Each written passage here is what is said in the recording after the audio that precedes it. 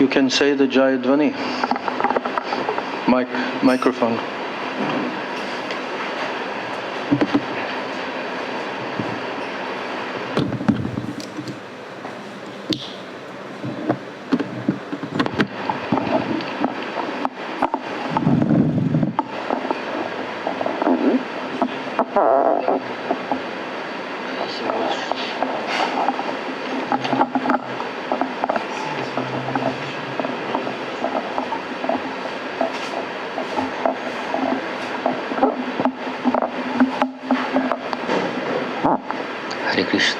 Hare Krishna, Hare Krishna.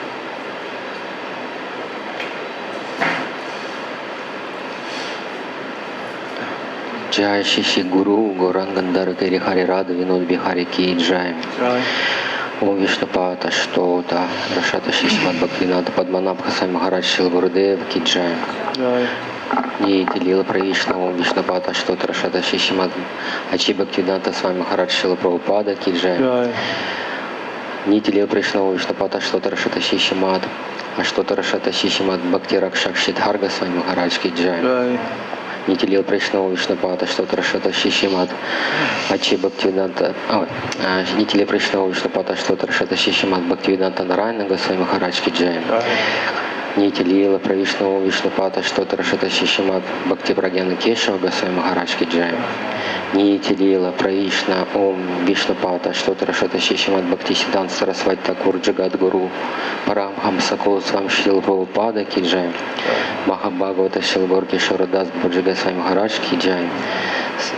Саптами Госвāmī Сачинанда Шрила Бхактивинода Тхакур Ки Джай. Парамхамса Вайшнава Сарвабхамаха Шрила Джаганатха Дас Баджи Госвāmī Maharaj Ки Джай. Шри Рупануга Гуру Варги Ки Джай. Шри Гаудавичара Шрила Баладева Дибушна Прабхутрая Ки Джай. Шрила Кришнадас Шри Гаудавичара Шрила Баладева Дибушна Прабхутрая Ки Джай. Вишнуват Чакравати Тхакур Ки Джай. Шрила Наротама Шиниваса Шримананда Прабхутрая Ки Джай. Шрила Кришнадас Кавираж Госвāmī Пад Ки Джай. Шри Рупа Госвāmī Шри Рупа Санатана Бхата Гаурадванка Шри Джива Гопала Бхата Даса Рагунатха Шри Госвāmī Прабхутрая Ки Джай. Шри Сварупа Дамадара Рая Рамананда Шри Гор Прашада Вринда Ки Джай. Намачари Шрила Харидас Тхакур Ки Джай. Вриндавандас Тхакур Ки Джай. Премиша Гакоши Кришна Чайтани Прабху Нитянанда Шри Адвайта Кададхара Шиваса Дигора Бхакта Вринда Ки Джай.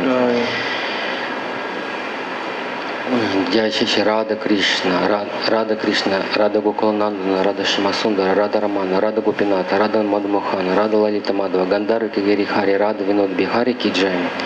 Джай Шиши Рада Кришна, Гопа Гопи, Гов Гортан Двада, Шавнатмака Шри, Враджа Мандала Ки Джай. Джай Шишьяма Кунда Рада Кунда, Ямуна, Ганга, Тулси, Бхакти, Деви Ки Джай. Шри Лалита Вишака Адяшта Сакавринда Ки Джай. Шри Рупа Манджари, Рати Манджари, Ананга Манджари, Адяшта Сакавринда Ки Джай. Шри Вринда Деви Ки Джай. Шри Югамая Пурнамаси Деви Ки Джай. Шри Навадвип Дхам Ки Джай. Вриндаван Дхама Ки Джай. Шри Джаганатха Пури Дхам Ки Джай. Сарва Бишна Прадата Шри Гири Раджа Гавардхан Махарадж Ки Джай. Шри Вринда Деви Ки Джай. Шри Югамая Пурнамаси Деви Ки Джай. Шри Гопишвара Махадев Ки Джай. Шри Джаганатха Баладева Субхадра Сударшана Чакра Ки Джай. Сарва Вигны Нашна Шри Симха Бхагаван Ки Джай. Шри Бхактавара Шри Прахлада Махарадж Ки Джай. Грандхарадж Шримад Бхагаватам Ки Джай. Чародама Чаря Сампадар Вринда Ки Джай. Акара Матха Раджи Чайтанья Мат Ки Джай. Шри Кешава Гауди Мат Ки Джай. Шри Гиридхари Гауди Мат Ки Джай. Шри Рупа Санатна Гауди Мат Ки Джай. Шри Гауди Веданта Самити Ки Джай.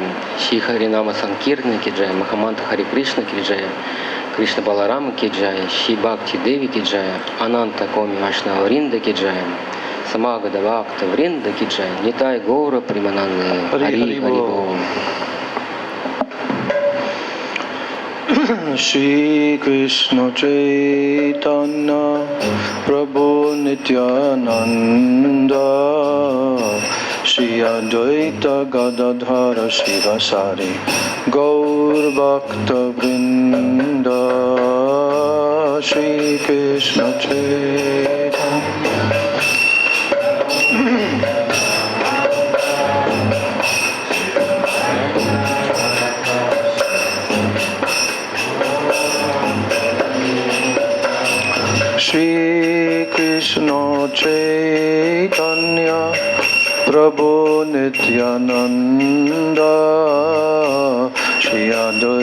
Gadadhara Shivasari Gaur Bhakta Vrinda Shri Krishna Chaitanya Prabhu Nityananda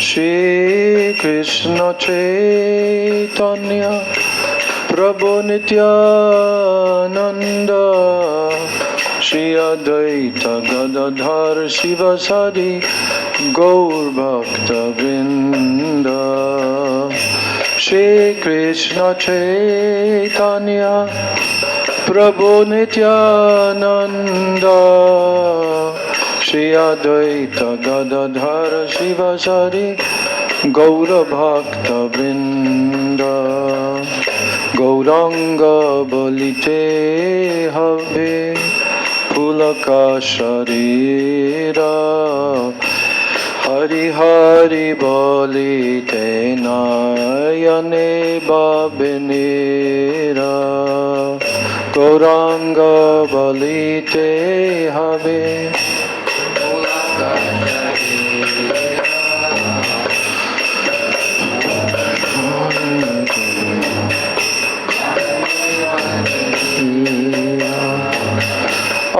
আর খাবে নিতাই চন্দের করুণা হইবে সংসার বাসনা মোর কবে তুচ্ছ হবে আর খাবে Nitai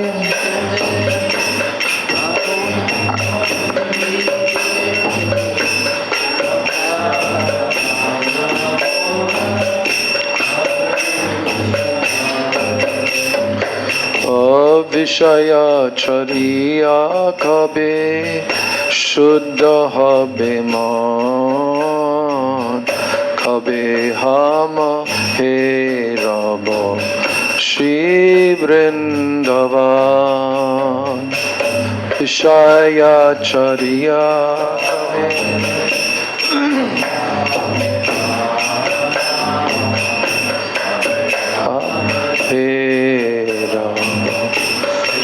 Vrindavana Rupa Raghunatha Pade Hoibe Akuti Kabe Hama Bujhabo Se Jugala Piriti Rupa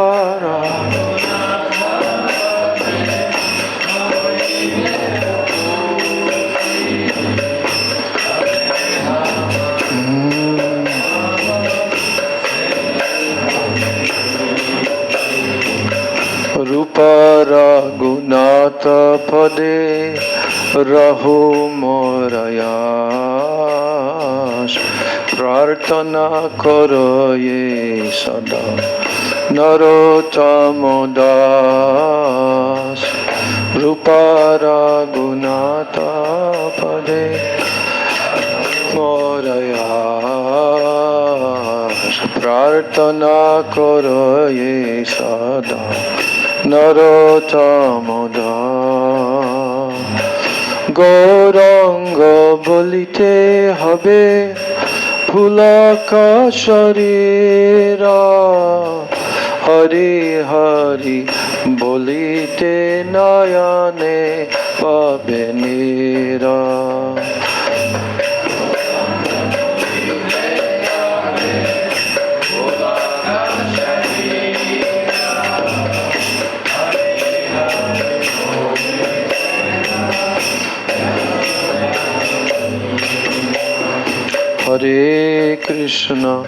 Hare Krishna, Krishna Krishna, Hare Hare, Hare Rama,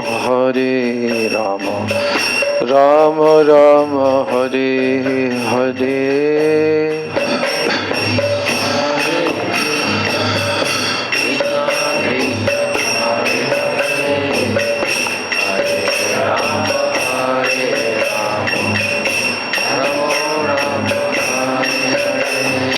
Hare Krishna, Hare Krishna, Krishna Krishna, Hare Hare, Hare Rama, Hare Rama, Rama Rama, Hare Hare.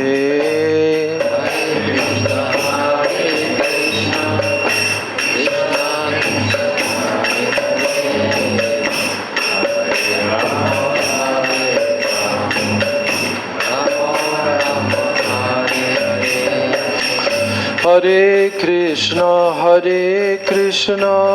Krishna Krishna, Hare Hare, Hare Rama, Rama Rama, Hare Hare.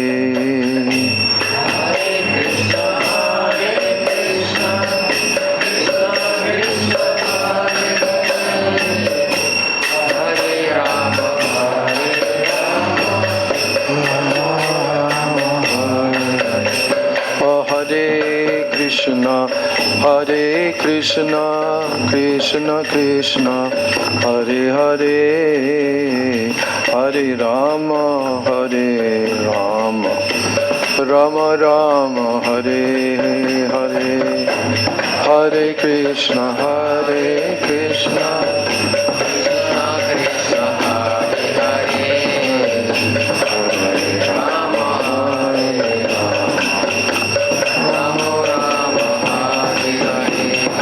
Hare Rama, Hare Krishna, Krishna Krishna, Hare Hare, Hare Rama, Rama Rama, Hare Hare. Hare Krishna, Krishna.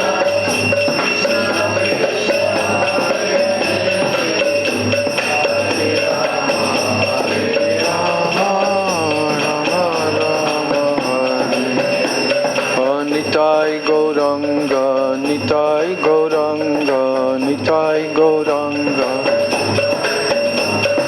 Nitai Gauranga Jaya, Nitai Gauranga, Nitai Gauranga Jaya, Nitai Gauranga,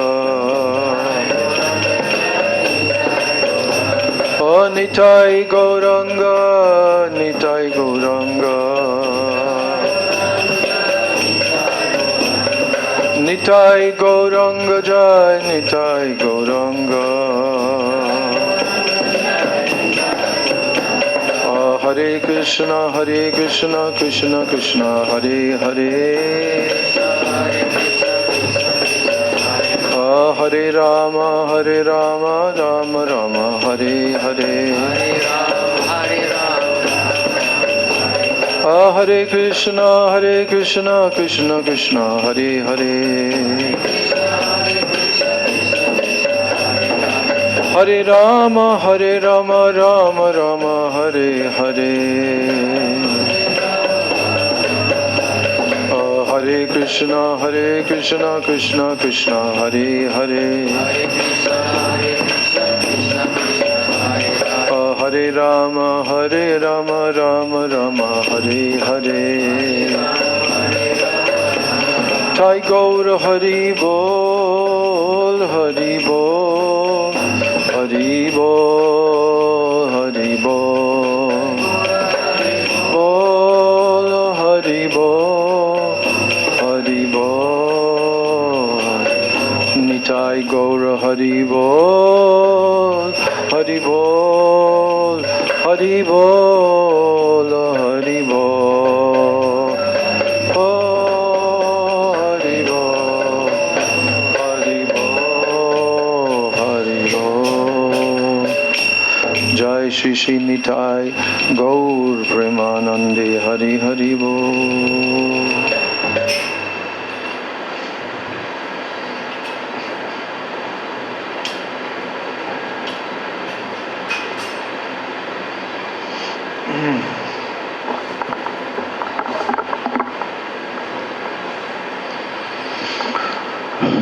Gurve Gaurachandraya Radhikaya Itadalaya Krishnaya Krishna Bhaktaya Tadbhaktaya Namo Namaha Ajnanatimirandasya Jnananjana Shalakaya Chakshurunmilitam Yena Tasmai Shri Gurave Namah Mukam Karoti Vachalam Pangam Langayate Girim Yat Kripa Tamaham Vande Shri Gurun Dinataranam Vancha Kalpatarubhascha Kripa Sindhu Bevaja Patitanam Bhavanebhyo Vaishnavebhyo Namo Namah Namo Mahabhadanyaya Krishna Prema Pradayate Krishnaya Krishna Chaitanya Namne Gaura Tvishe Namah Nityanandam Namastubhyam Premananda Pradayane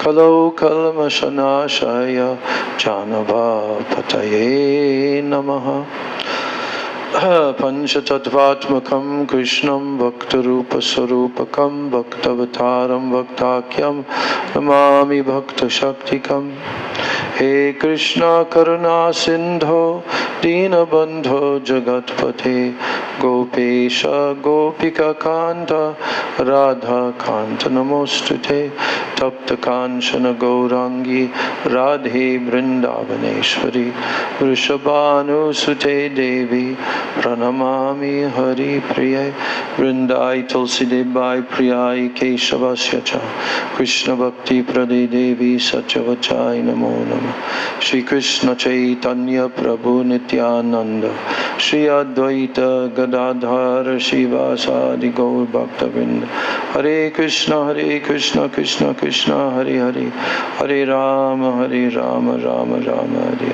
Hare Hare Krishna Krishna Krishna Hare Hare Hare Rama Rama Rama Hare Hare. First of all, I'm offering my unlimited Dandavat Pranams, my Shraddha Pushpanjali at the lotus feet of my most worshipable beloved Gurudev Nityalila Pravishta Om Vishnupad Paramahansa Ashtotarasata Sri Srila A.C. Bhaktivedanta Swami Maharaj Srila Prabhupada. Then I'm offering my same unlimited Dandavat Pranams and my Shraddha Pushpanjali at the lotus feet of my most worshipable beloved Siksha Gurudevs Nityalila Pravishta Om Vishnupad Paramahansa Ashtotarasata Sri Srila Bhakti Rakshak Sridhar Gosvāmī Maharaj and Nityalila Pravishta Om Vishnupad Paramahansa Ashtotarasata Sri Srila Bhakti Vedanta Narayan Gosvāmī Maharaj. Then I'm offering my same unlimited Dandavat Pranams unto the lotus feet of all of my Sri Sri Rupa Nuga Guru Varga and my Dandavat Pranams to all the Vaishnavas and to all the Vaishnavis. So yesterday there were some special occasions, but we decided that we would take a breather for a day after Nrsimha Chaturdasi.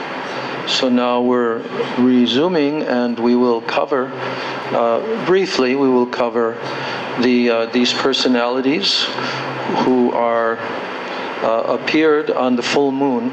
Actually, it's called Vaishak Purnima. Yesterday was the full moon day. And Sri Padmanabha Puripad, his appearance day, on that day, and Sri Srinivas Acharya appearance day, Sri Parameshwari Thakur, his disappearance day, and Buddha Purnima, Lord Buddha's appearance day, Vishnu Buddha. So that was yesterday, and today, Friday the 24th, is the disappearance day of Srila Bhakti Sāraṅga Gosvāmī Maharaj, who is a very great disciple preacher of Srila Bhakti Siddhanta Saraswati Thakur.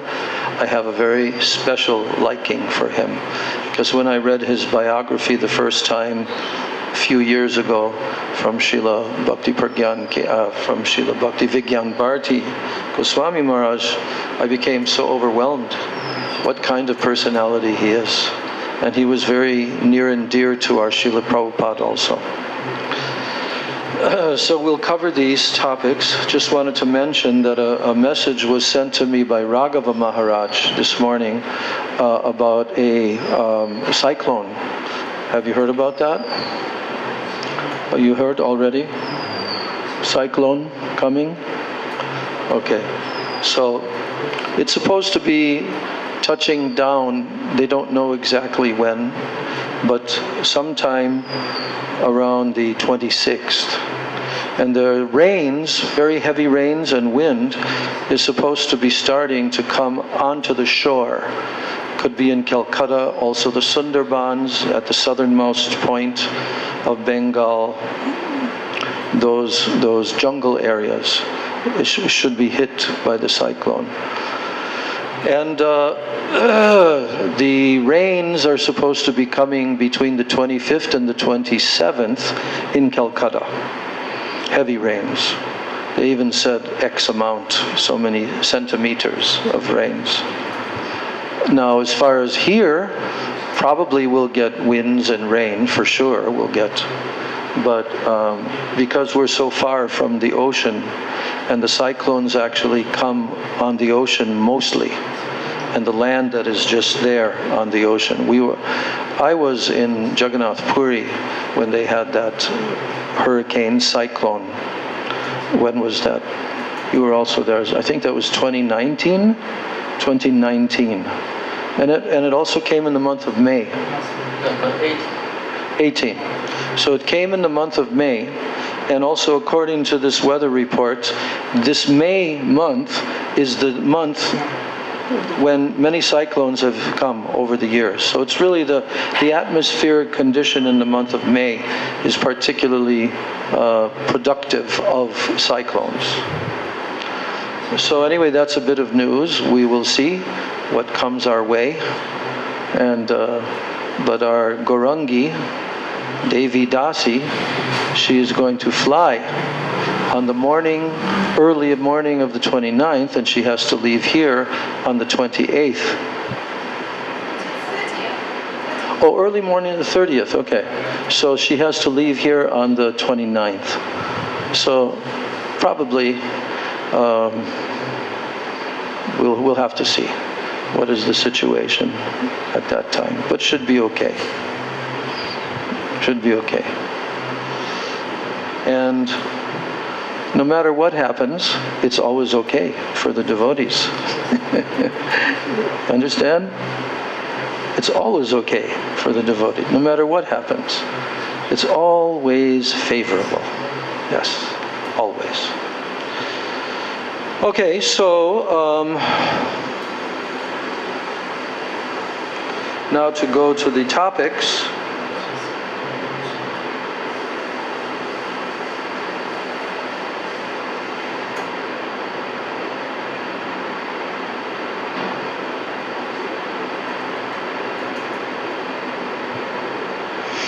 All right, so first we're reading Srila Bhaktivedanta Bharati Maharaj's discussion.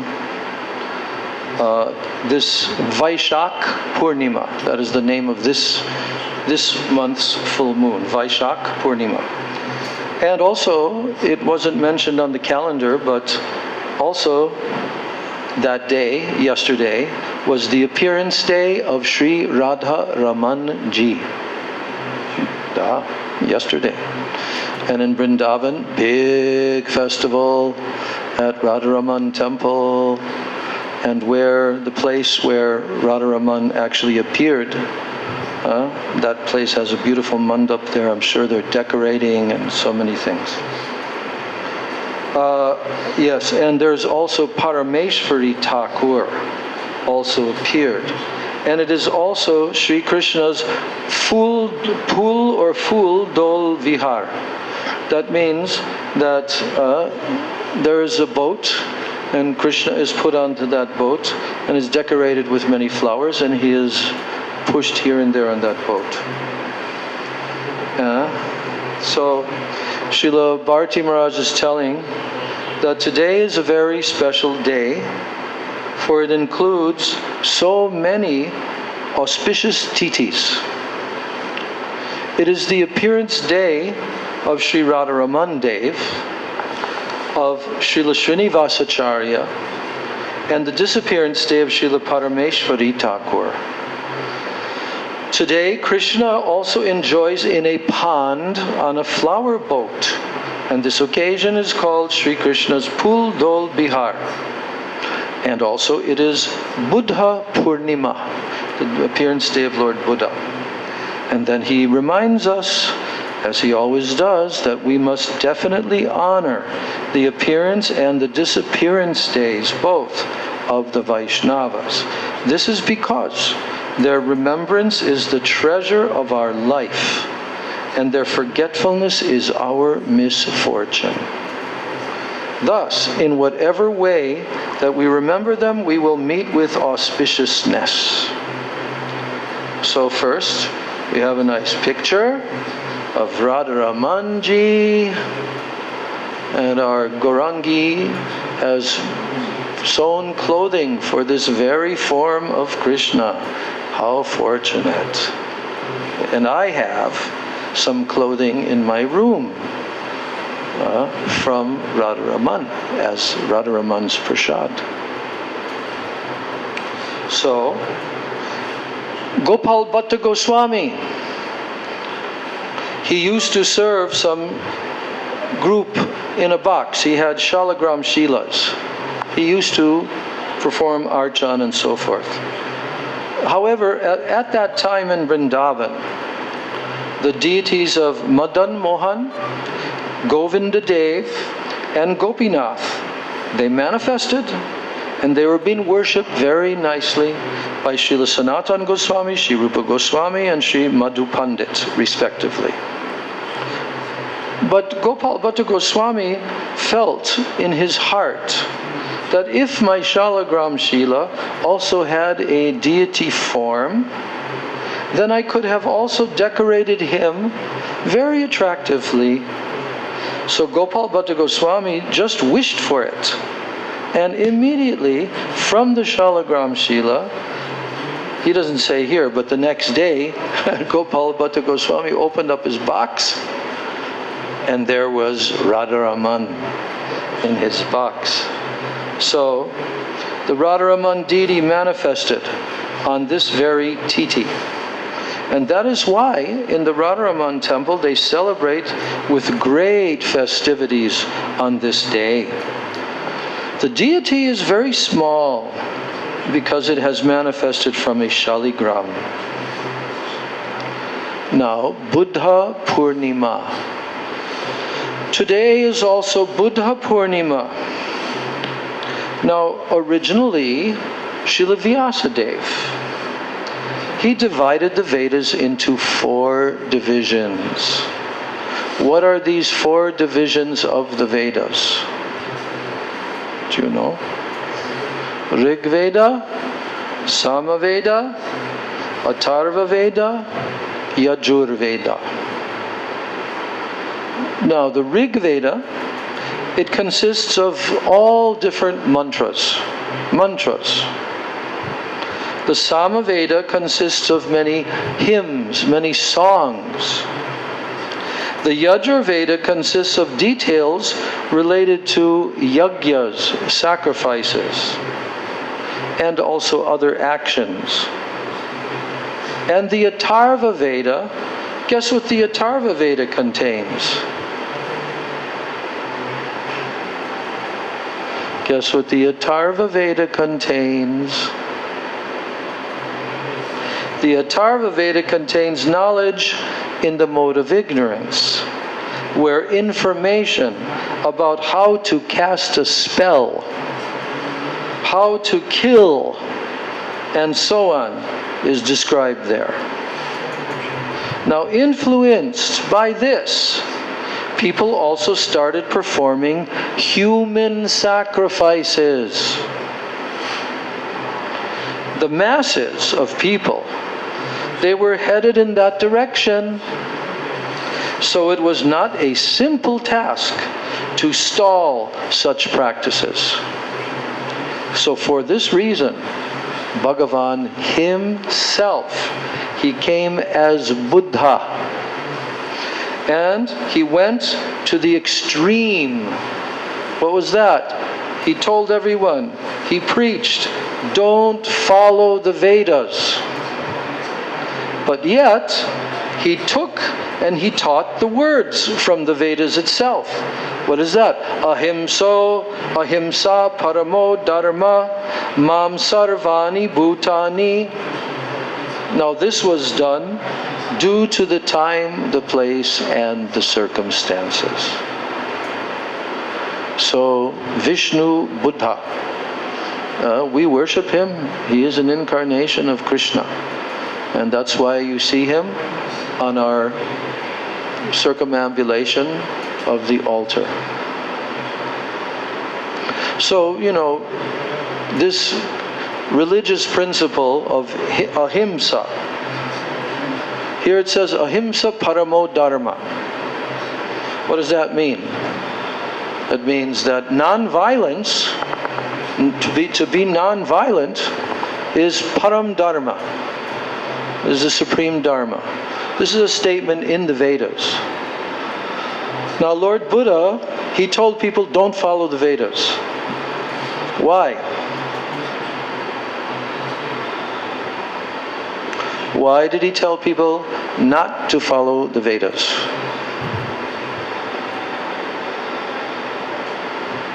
Stop sacrifices. What? Stop sacrifices. What sacrifices? Stop killing the animals.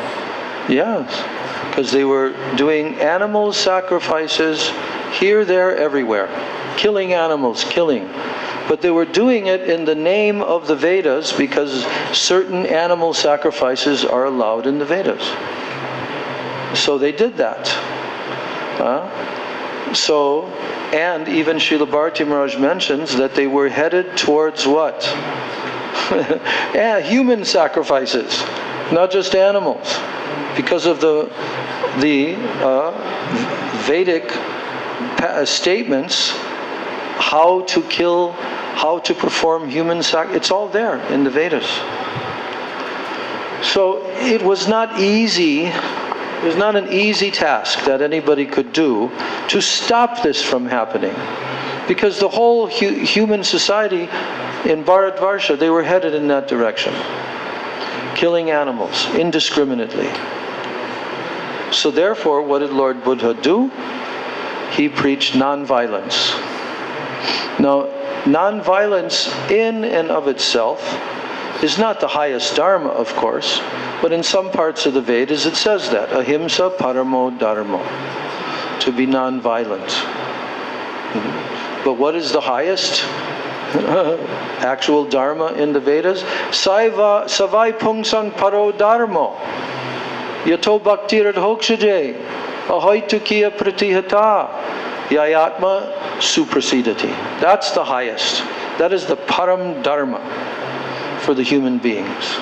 To worship Krishna with pure bhakti.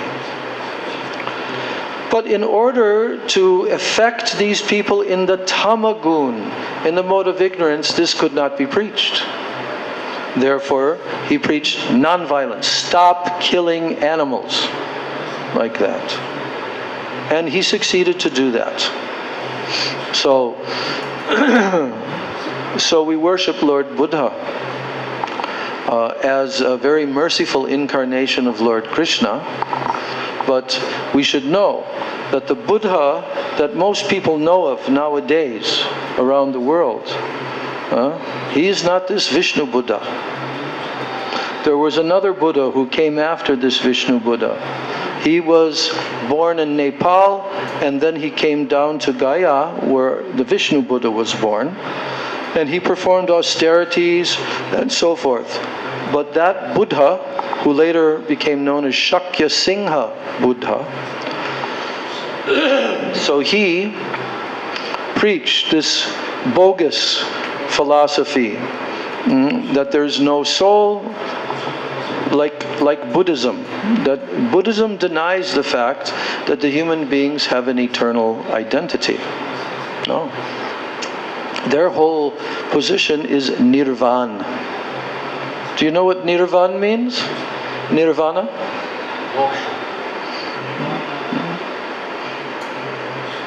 What is the literal meaning of nirvan?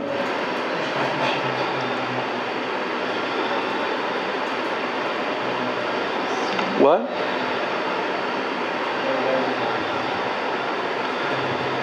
Yeah, so nir and vana. Vana is referring to this material world. Vana. And nir is saying that it doesn't exist. Nirvan. So the modern day Buddhists, they like this concept that there's no eternal position. And this material world is temporary and false.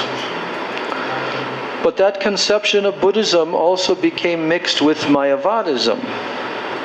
Mayavadism, we talked about that the other day on the appearance day of Sri Shankaracharya. How Shankaracharya is Lord Shiva and he came to preach covered Buddhism, you see. So when our Srila Prabhupada came to the Western countries, he saw that this situation in the Western world is very broadly affected by two different kinds of philosophical misunderstandings. What is that? Nirvishesh, Shunyavad. Nirvishesh means that the God or the absolute truth has no form. It has no form, no qualities, no paraphernalia, like this. Nirvishesh. Impersonal. Impersonal. Brahma Jyoti. But the other,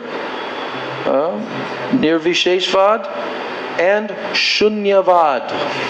Shunyavad means the philosophy of nothingness. Shunya means zero. The word Shunya means zero.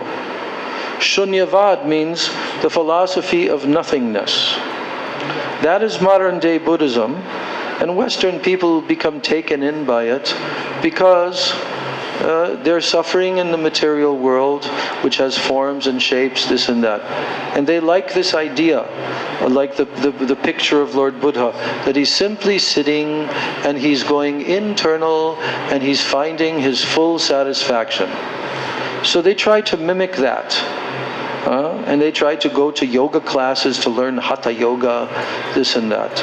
But mostly they're misled. But this is not only referring to people that are trying to pursue philosophy. This Paschatya Desha Tarane, to deliver the Western countries which are filled with impersonalism and voidism, this is also referring to what? Even the religions that are in the West. Even the Abrahamic religions like Christianity, like Muslim, like Jewish, they have an impersonal conception ultimately. Although they preach, and although it's there in the Bible, that God is the Supreme Father, and that man is made in the image of God. But many Christians, and I know this for a fact because I've delved into this extensively, and many Christians, when it comes down to the ultimate understanding God, they know God is not a person. God is a spirit. They're very confused. They don't understand. Of course, He's not a person like you and I that has a material body. No, but He's a person. He has form. So Western countries, because they don't have sufficient information, and there has been so much atheistic propaganda, therefore the whole Western world, even to this day, is filled with impersonalism and voidism. So Chaitanya Mahaprabhu's mission, Gauravani Pracharane, the instructions of Chaitanya Mahaprabhu are preached by the pure devotees in the line of Chaitanya Mahaprabhu, and thus delivering the Western countries from Nirvisheshvad and Shunyavad. So, all glories to Lord Buddha Dev on his appearance day. Now we come to Srinivasacharya. Now we've heard this story recently because the disappearance day of Srinivasacharya was also recently. So today is also the appearance day of Srinivasacharya. Now, by worldly considerations, Srinivasacharya was born in the Burdhaman district of Bengal. He's born in the village of Chakandi. Now, when his father, who was named Chaitanya Das, was desirous of a son, then Chaitanya Mahaprabhu himself blessed him. Chaitanya Mahaprabhu blessed Chaitanya Das, who became the father of Srinivasacharya. And Mahaprabhu understood that he was desiring to have a son. So Mahaprabhu said, whatever you have desired, it will be fulfilled. And then Srinivas appeared as his son. Now Srinivasacharya went to Navadvip. And in Navadvip he performed the Navadvip Dham Parikrama. With who? Do you know who was leading the party? Remember? Ishan Thakur. Who was Ishan Thakur? You don't know. Ishan Thakur was the servant in the house of Jagannath Mishra. Very, very great devotee. And Ishan Thakur also took care of, when Mahaprabhu took sannyas and left home, he took care of Sachi Mata and Vishnupriya Devi like this. So Ishan Thakur was always living there at the Yog Peeth. And so when Srinivasacharya came to Navadvip, Ishan Thakur was present at that time, and he took him on Navadvip Dham Parikrama. Of course, there were a group of devotees, but Ishan Thakur was leading that party.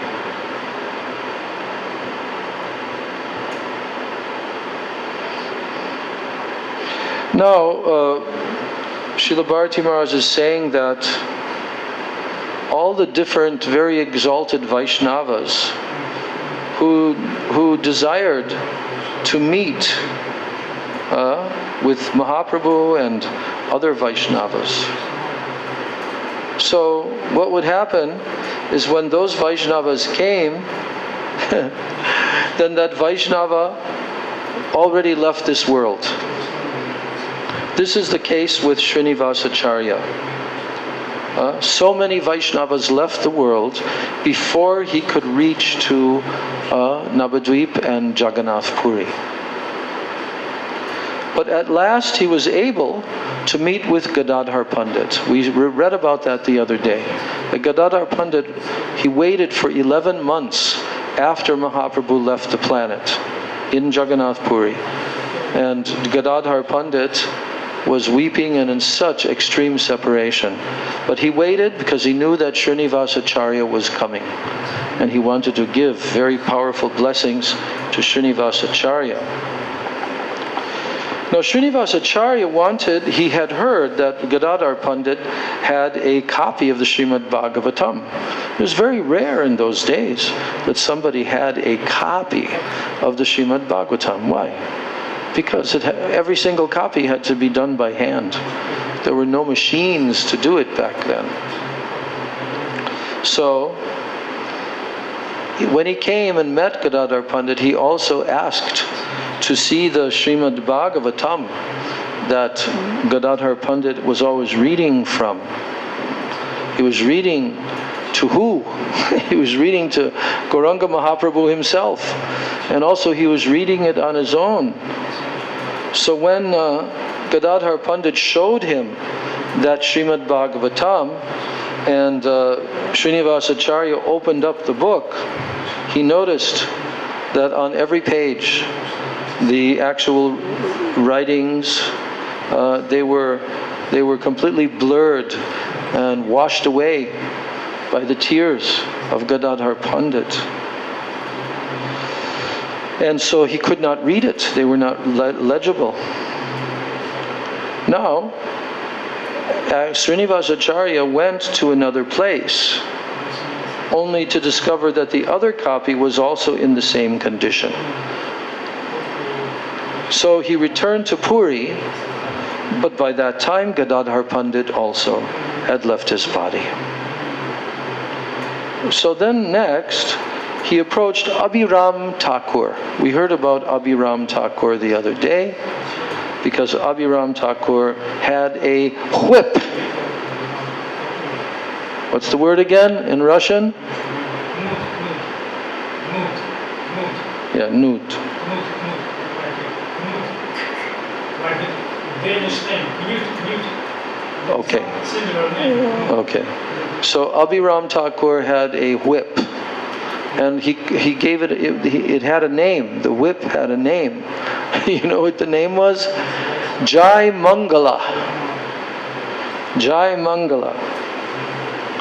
Then, whatever person, if Abhiram Thakur used to beat him with his whip, what would happen? That person would be blessed with Krishna Prem. And so, when Srinivasacharya came before him, then Abhiram Thakur whipped him once. Then he whipped him twice. And then the wife of Srinivasacharya stopped him. And she said, "Oh, he is just a small child. He won't be able to tolerate so much Krishna Prem." So Srinivasacharya, then he went to Vrindavan. And there in Vrindavan he studied under all the Shastras, under the tutelage, under the teaching of Srila Jiva Gosvāmī. And his companions in that class, in that study under Jiva Gosvāmī, he had two companions. Who were they? Narottam Das Thakur and Shyamananda Prabhu. So after the study was completed, they were there for some years with Srila Jiva Gosvāmī, and after the study was completed, then Jiva Gosvāmī gave them titles. These three Vaishnavas were given titles on behalf of the Vishva Vaishnav Raj Sabha. Jiva Gosvāmī gave them titles. And he awarded them the name Acharya for Srinivas. That's how Srinivas became known as Srinivas Acharya. And then Dukhi Krishna Das, he got the name Shyamananda. And we know that whole pastime, how he found the ankle bell or anklet of Srimati Radhika and so forth. And then Narottam Das Thakur received the title Thakur Mahashai. Narottam Thakur Mahashai.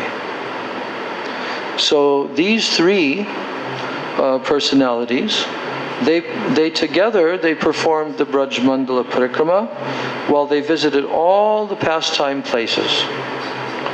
And then later on, they loaded onto a bullock cart all the Vaishnava literatures, the books of the Goswamis and so forth, that had been handwritten. Now, on the journey that they started, they received the blessings of Jiva Gosvāmī to go towards the east, the southern and east. And so they went towards Bengal to preach with this bullock cart and all the books. And there in Bengal, they had the intention that they would make copies of the books. So Srinivasacharya, he was appointed for their traveling party, that he was in charge of this. Now, on the way at night, when everybody would go to sleep, they would take turns who would remain awake in order to guard these literatures. But finally, when they reached this Hindu town, The Hindu town's name was Vishnupur. And there was a king who was the king of that area. And his name was Virhamvir. Now, the devotees, they were presuming that they could relax their vigilance a little bit because they didn't expect any danger from thieves or dacoits. Why? Because they were going through a Vishnu king's, a Vaishnava king's, area. So they said, oh, here the scriptures won't be stolen. So that night, they all slept. Now, as luck would have it, the king had an astrologer. Kings have astrologers. And that astrologer, he calculated. He said, a priceless treasure is passing through your kingdom. Because that king Virhamvir, he also had different dacoits who would go and steal from other persons who were passing through the kingdom. But now this astrologer said, oh, there is an incalculable, priceless treasure. It's passing now through your kingdom. So the king sent some thieves to loot the treasure. But he warned them against killing. They should not kill anyone. So observing all three sound asleep, Narottam, Srinivas, Shyamananda, they were all sound asleep. When the thieves came there, they saw, oh, they're all asleep. Then they took away the box of scriptures without any delay. But later when they opened the box, they discovered only scriptures. Now they were unsure if these scriptures could be of any use to them. So the king kept them aside. Now when Narottam, Shyamananda and Srinivas woke up, then they realized that the books had been stolen. Now they were grief-stricken. Srinivas Acharya felt great repentance. And he was thinking, my Guru Varga gave me this responsibility, and I let them down by sleeping out of laziness. Now Srinivas Acharya, he was actually Gopal Bhatta Goswami's disciple. But since he had studied the Shastras under the guidance of Sri Jiva Goswami, so he considered Jiva Goswami to be his guru as well. So he resolved, I will not leave this place unless the stolen scriptures are recovered. It will certainly be good if I find the scriptures, because otherwise I will simply leave my body in this very place. So he decided to remain there while he instructed Narottam and Shyamananda, preach whatever you have learned through the medium of kirtan. So then they left. Narottam Thakur, he preached in the north part of Bengal, and he would sing in the Gharanahati melody. Shyamananda preached in South Bengal and Orissa in the Reneti melody, while Srinivas Acharya remained in Vishnupur. And he also preached via kirtan, using the Manohar Shai melody. So all three of them, they preached in different melodies. So actually their singing, their kirtan, was preaching. Yes. Now Srinivas Acharya, he was preaching there in Vishnupur. So every day there was a conference, a sabha, and there was the recitation of the Bhagavatam. Now as long as he was hearing the Bhagavat, because he was attending that place, Srinivas Acharya, and he would cry when he was hearing the Srimad Bhagavatam being read. Why would he cry? Because he thought, although my Guru Varga entrusted these books to me, they got stolen. So he was weeping and weeping. Now, upon hearing the Harikatha of Srinivasacharya, King Virhambir, he became very attracted to Srinivasacharya, and he became his disciple. So then, he observed that whenever Srinivasacharya used to start speaking katha, then he would burst into tears. And the king asked him, "Oh Guruji, why do you cry?" Then Srinivasacharya replied, "I am so unfortunate that my Guru Varga entrusted the responsibility of these invaluable books that they had written. He gave me that responsibility, but the books got stolen."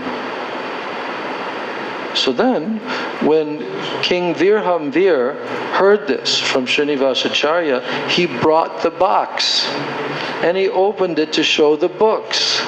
Now, seeing them intact, Srinivasacharya, he felt a wave of relief, and immediately he sent word to Vrindavan with the news about the recovery of the books.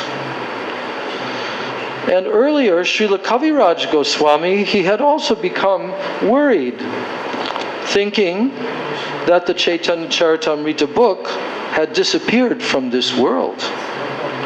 But then he got pacified when his servant informed him that he had made a copy of it before he dispatched the original. Now in the meantime,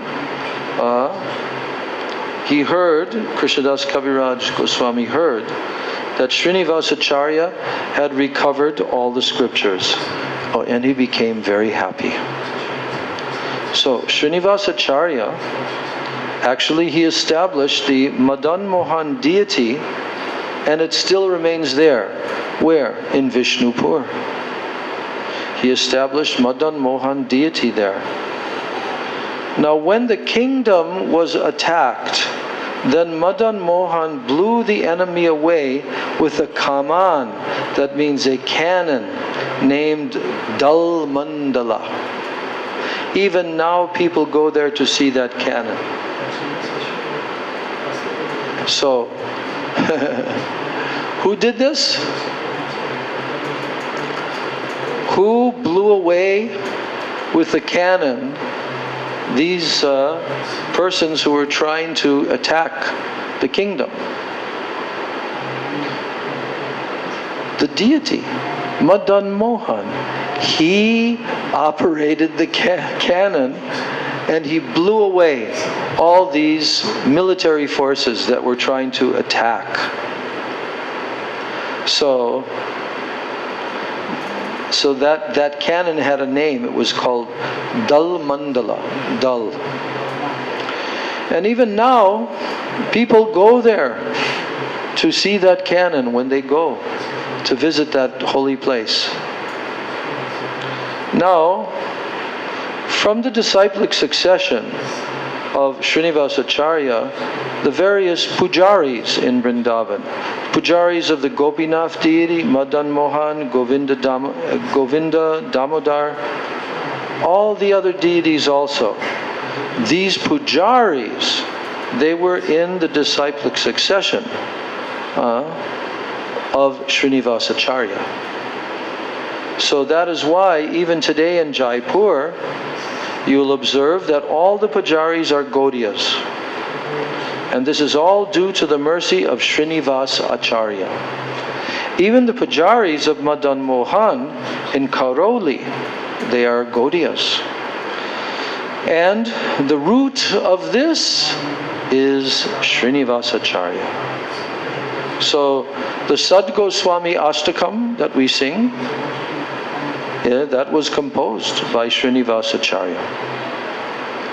So in that Ashtakam, Srinivasa Acharya has brilliantly described the life and the history of the Goswamis. In this Ashtakam, he described how they spent their days and so on doing kirtan, Krishnot kirtana gana nartana paro premamritambo nidhi. So he wrote in that Ashtakam, I offer my respectful obeisances unto the 6 Goswamis, namely Sri Rupa Goswami, Sri Sanatan Goswami, Raghunath Bhatta Goswami, Raghunath Das Goswami, and Jiva Goswami, and Sri Gopal Bhatta Goswami. I offer my obeisances to those 6 Goswamis who are always engaged in chanting the holy name of Krishna and in dancing. Now later in the Ashtakam he also mentions how the Goswamis wandered around Braj, experiencing the pangs of separation. They were calling out, Hey Radhe, Brajadevike Chalalite, Hey Nandasuno Kutaha.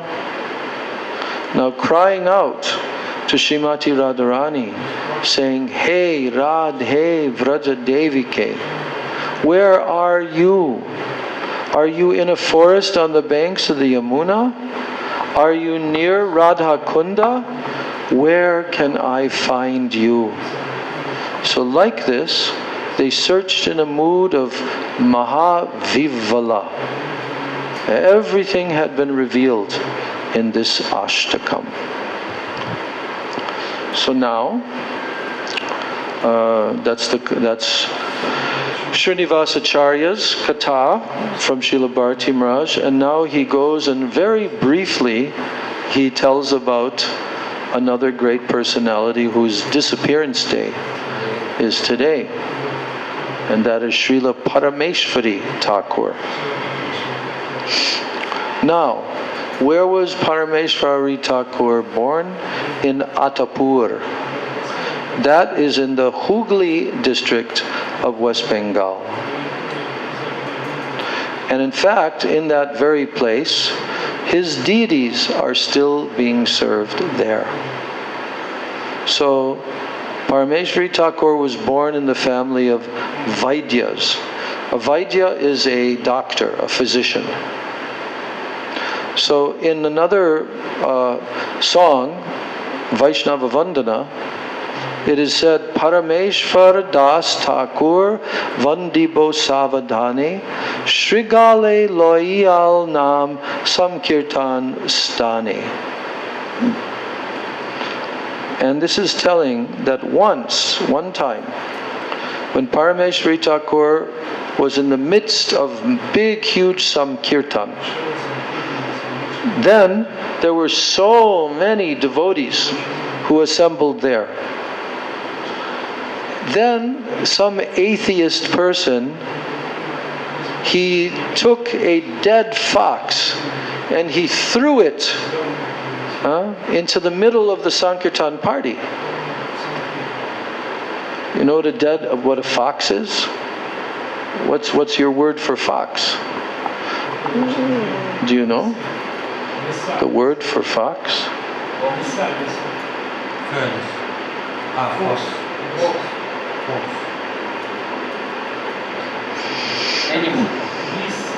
Yeah, fox.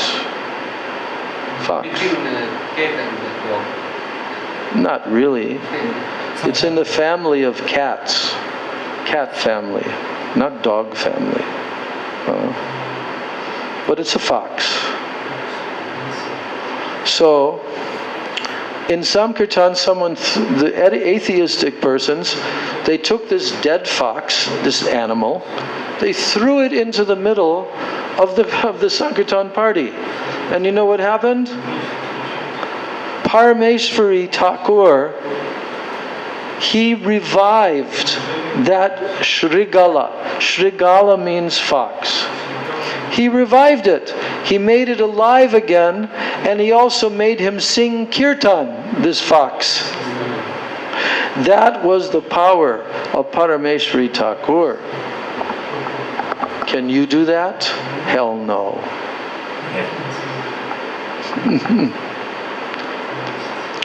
So, now, Yesterday was also the appearance day of our great Acharya, Sri Madhavendra Puri.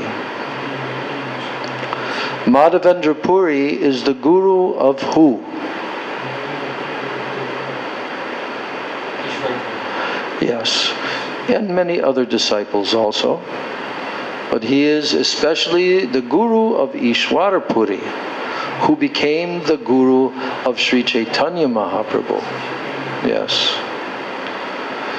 So Madhavendra Puri is a very important personality in our line. So in a brief way, Srila Bharati Maharaj is describing this katha about Madhavendra Puri, and he is telling, because Madhavendra Puri was a very renounced, always just wandering from one village to another, in Vrindavan, in Braj Mandala. But in his extreme mood of renunciation, then Srila Madhavendra Puri took a vow. He made a vow that he would never ask anything from anyone. He would not go asking here and there. He would not go to ask for food. He would not ask for shelter, clothing, or anything else. And also, he vowed that he would only accept some milk. That's all, nothing else. And he also would only do that between sunrise and sunset, not after sunset, not before sunrise.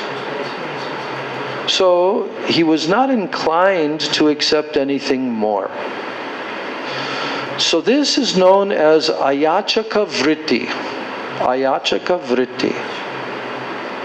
And it means that that person will accept only things which comes of their own accord.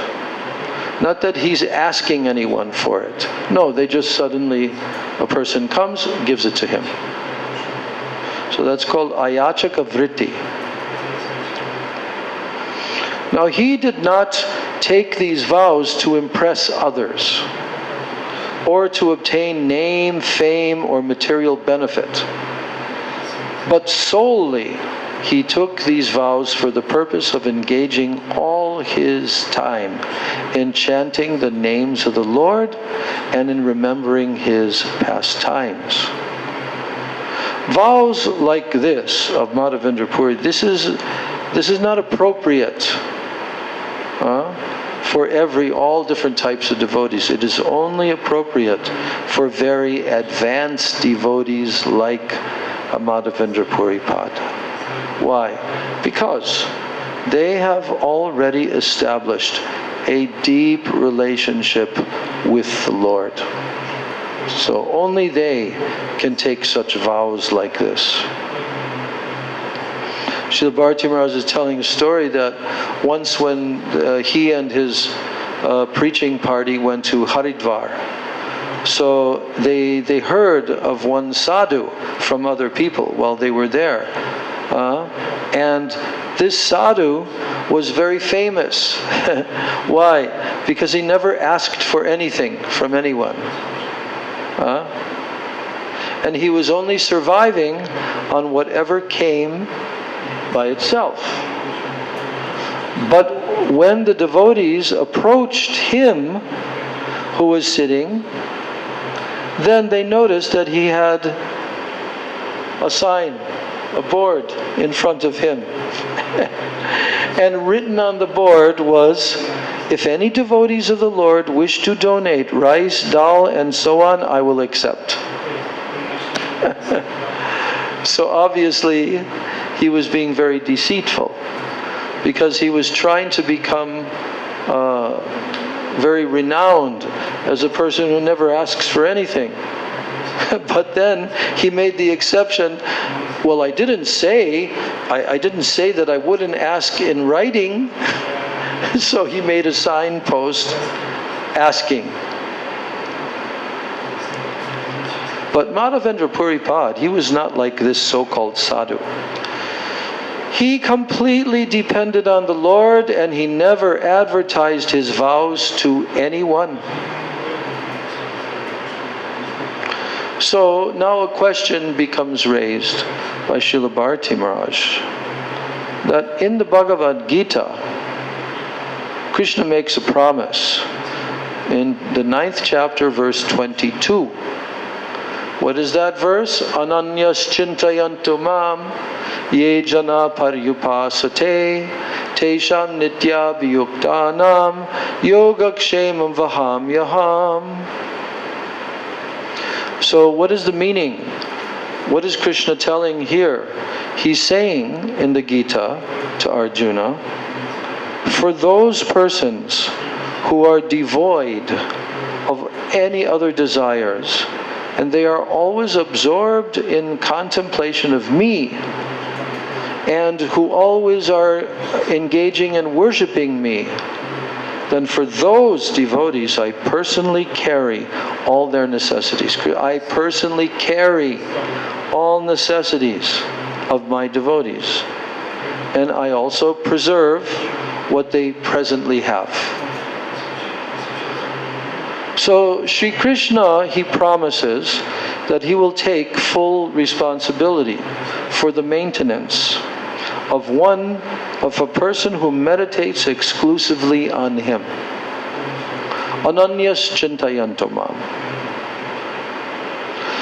And then, just like a mother is always concerned about the welfare of her dependent children, Sri Krishna is always concerned for his surrendered devotees. So once Madhavendra Puri Pad, he was sitting near to Govinda Kunda in Govardhan. We've gone there many times. So Madhavendra Puri was sitting there near Govinda Kunda, near Govardhan, and he was absorbed there very deeply in chanting. And it was nearing sunset, and he had not received any milk that day. So he was fasting. Now at that time, the Lord, Krishna, he appeared in front of Madhavendra Puri Pad disguised as like an ordinary village cowherd boy. He came before Madhavendra Puri like that. And then he asked to Madhavendra Puri, "Oh, Baba, dusk is approaching, and you have still not asked for food? Why haven't you eaten anything?" Then Madhavendra Puri Pad replied, "How do you know that I have not eaten anything, or that I've gone begging anywhere? How do you know?" Then the Lord said to him, "The women of my village, they informed me that you have been sitting from morning to evening, and you have not requested a single thing to eat or drink." So now the Lord, who is disguised as a cowherd boy, he said, "In my village no one goes fasting, and that's why I brought milk for you." So Krishna, he had noticed that Madhavendra Puri Pad intently focused upon him, and he was paying very close attention to his words. Now he understood that Madhavendra Puri Pad was wondering who he was, this cowherd boy. So Madhavendra Puri Pad, he was worried that Madhavendra Puri would recognize him. Krishna was worried that Madhavendra Puri would recognize that he's Krishna, this cowherd boy. So he excused himself. Krishna excused himself. "I am in a rush. Please keep the pot. I will come back for it." So then as soon as Madhavendra Puri drank the milk in that pot, he felt astonished, for he had never tasted milk like this before, and the taste was not of this world. And furthermore, he was unable to forget that boy. Now he waited eagerly for the boy to return, because the boy had given his word that he would return. And while he was waiting for him, Madhavendra Puri, he fell asleep. Now the boy appeared in his dream. This is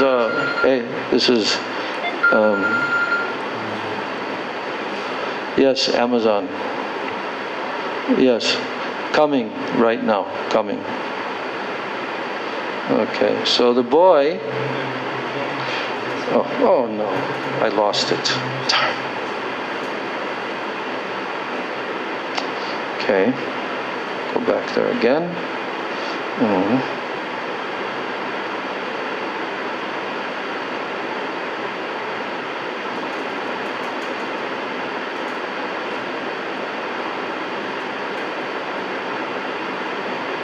Okay.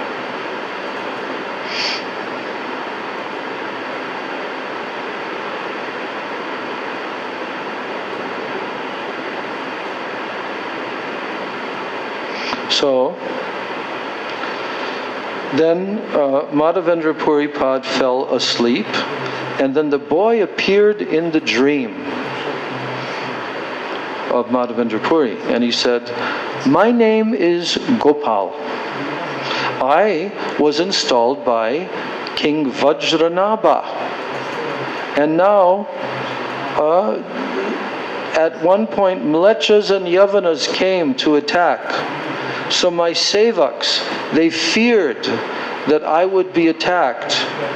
So they took me from the top of Govardhan hill, and then they hid me in this kunja, and then they escaped, they ran away. Now, O Madhavendra, I have been suffering from cold, from heat, and from hunger since that time. And I have been waiting for you since a long time. And I have been thinking, Kabeyasi Madhav Ama Koribe Sevan. Oh, when will Madhavendra Puri come here to serve me? So I am requesting you to please remove me from this place and to serve me. Now the question may be asked, why did the Lord appear to Madhavendra Puripad as Gopal? Up to that point, Madhavendra Puripad had never engaged in serving the deity form. Why? This is because Nam Vigraha Swarup Teen Ek Rupa. Tine Bed Nahi Teen Chidananda Rupa. This is from Chaitanya Charitamrita, and it's describing that the Lord's holy name, the Lord's form, and the Lord's personality are all one and the same. And there is no difference between them. Now, since all of them are absolute, they are all transcendentally blissful. And there is no difference between Bhagavan's name and Bhagavan's form. Now, early the next morning, Madhavendra Puripad approached the villagers, and he explained that the lord of their village was hidden in the jungle, buried beneath the groves, and thus he was in need of their assistance to be removed. So with their help, the Lord was recovered from the kunja, and he was placed on the top of Giriraj Govardhan. However, it was observed that the Lord was unable to stand without any support. So Madhavendra Puripad arranged for 3 big stones to support the Lord.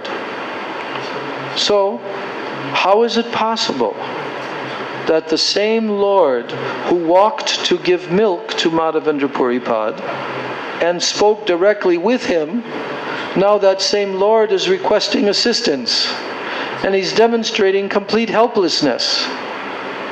The Lord who knows everyone's heart, the cause of all causes, the Supreme Personality of Godhead, he is suddenly unable to stand without support in his deity form.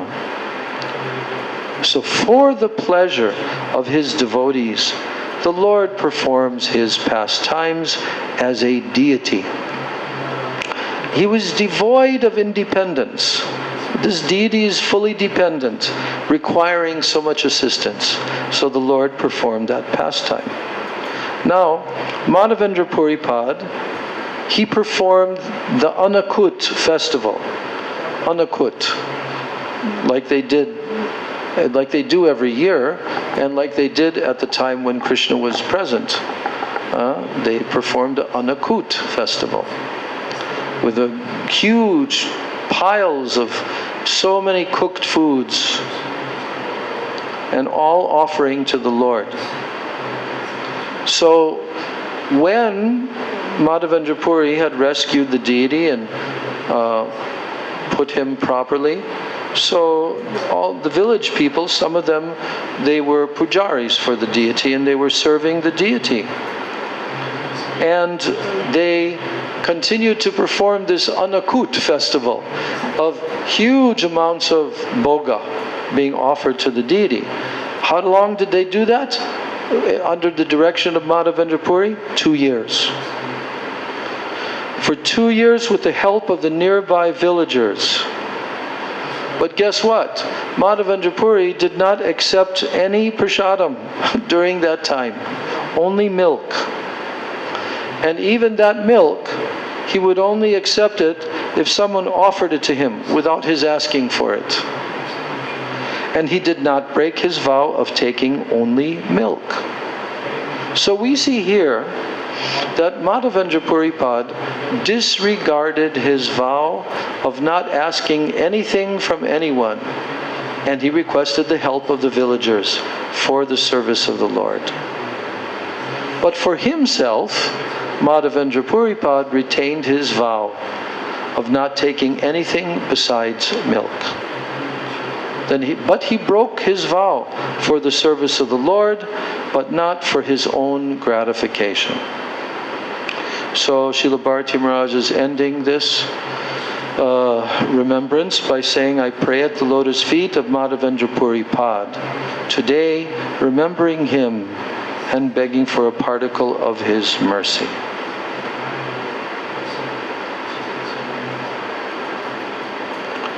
So, there's one more katha, as I mentioned earlier, that there's a great devotee of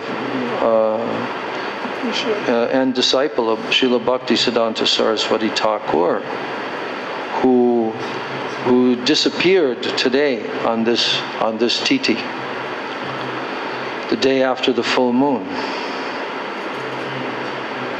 And so Srila Bharati Maharaj has given a biographical sketch of him, and now he's including that here.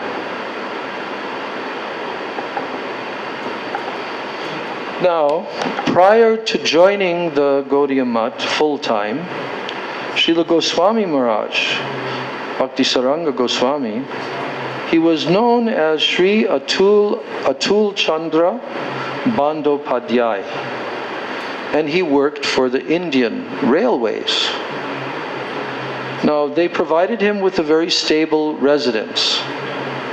So Srila Bhakti Siddhanta Saraswati Thakur Prabhupada, once he visited and he stayed there for 3 days at his residence in 1921. And then as a result of his divine association during that 3-day visit, Sri Atul Chandra Bandyopadhyay decided to dedicate his life to serving the lotus feet of Srila Prabhupada. And he followed the principle of the verse, Gurum eva bigachet, from the Mundak Upanishad.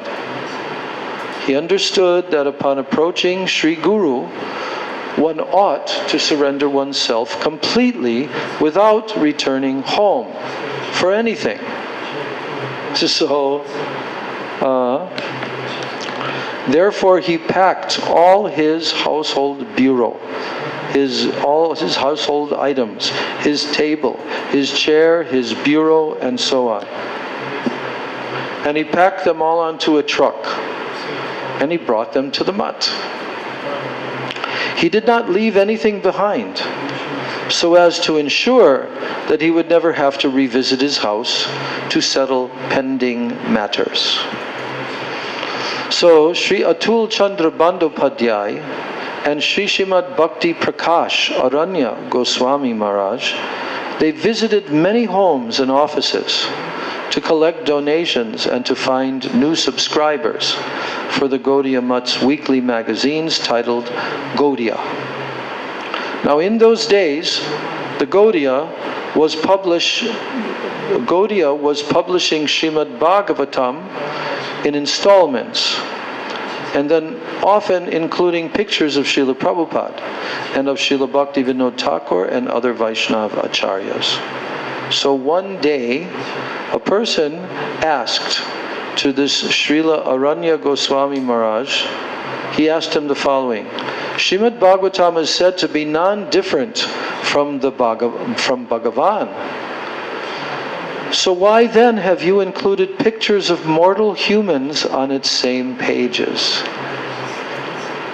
This person used the terminology mortal human beings, because he said the Srimad Bhagavatam is completely spiritual transcendental.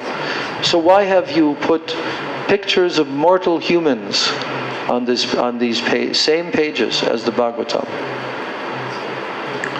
Now, for whatever reason, Srila Aranya Gosvāmī Maharaj kept silent. And therefore, Srila Atul Chandra Bandyopadhyay, he gave an eloquent yet very assertive reply. Here's what he told. You have not fully understood the special divine characteristics of Grantha Bhagavat, Srimad Bhagavatam, and the divine characteristics of Bhakta Bhagavat, the devotee of Bhagavatam. Nor have you learned the purports of the many essential verses that describe the nature of devotees, such as what? Sakshadaritvena samasta shastra, ruktastata bhavyada eva sadabi, kintu prapurya priya vetasya, bande guru Sri Charanāravindam. And what does this verse tell? Srila Vishwanath Chakravarti Thakur has written this, Gurvastakam. And he says that the scriptures all unanimously proclaim Sri Guru to be Sakshad Hari. That Sri Guru is directly Sri Hari. And this is a fact jointly corroborated by all saintly persons. Yet, at the same time, Sri Guru is very dear to Bhagavan. So, I adore the lotus feet of that Sri Gurudev. So now, this Bandyopadhyay, Atul Chandra Bandyopadhyay, who was answering that person, because that person was insulting our Guru Varga, that these are ordinary mortal persons, and you've put them in the pages of the Srimad Bhagavatam. So, now he told that you don't know anything about Grantha Bhagavat and about Bhakta Bhagavat. So how then will it be possible for you to comprehend that the photographs published in the Gaudiya, they are not of ordinary persons, but they are of very special, self-realized personalities. And moreover, it will be difficult for you to understand that because of their eternal relationship with Bhagavan, these liberated persons are non-different from him in the same way Srimad Bhagavatam is non-different from him. So then he ended this discussion by remarking that I am from a Brahmin family. This is Bhakti Sāraṅga Gosvāmī. I am from a Brahmin family so high that 14 generations of your family would consider themselves grateful if but one of them happened to drink water from a place where I had passed urine. Because in Bengal, these persons who come down in these lines from Nityananda Prabhu and so forth, they're very highly regarded in Bengal culture and society. So he's born in one such family. And he's informing this person who was criticizing his gurus that I want you to know that I'm born in a Brahmin family that is so high that 14 generations of your family would consider themselves fortunate, and they would consider themselves grateful if only one of them would happen to drink water from a place where I had passed urine.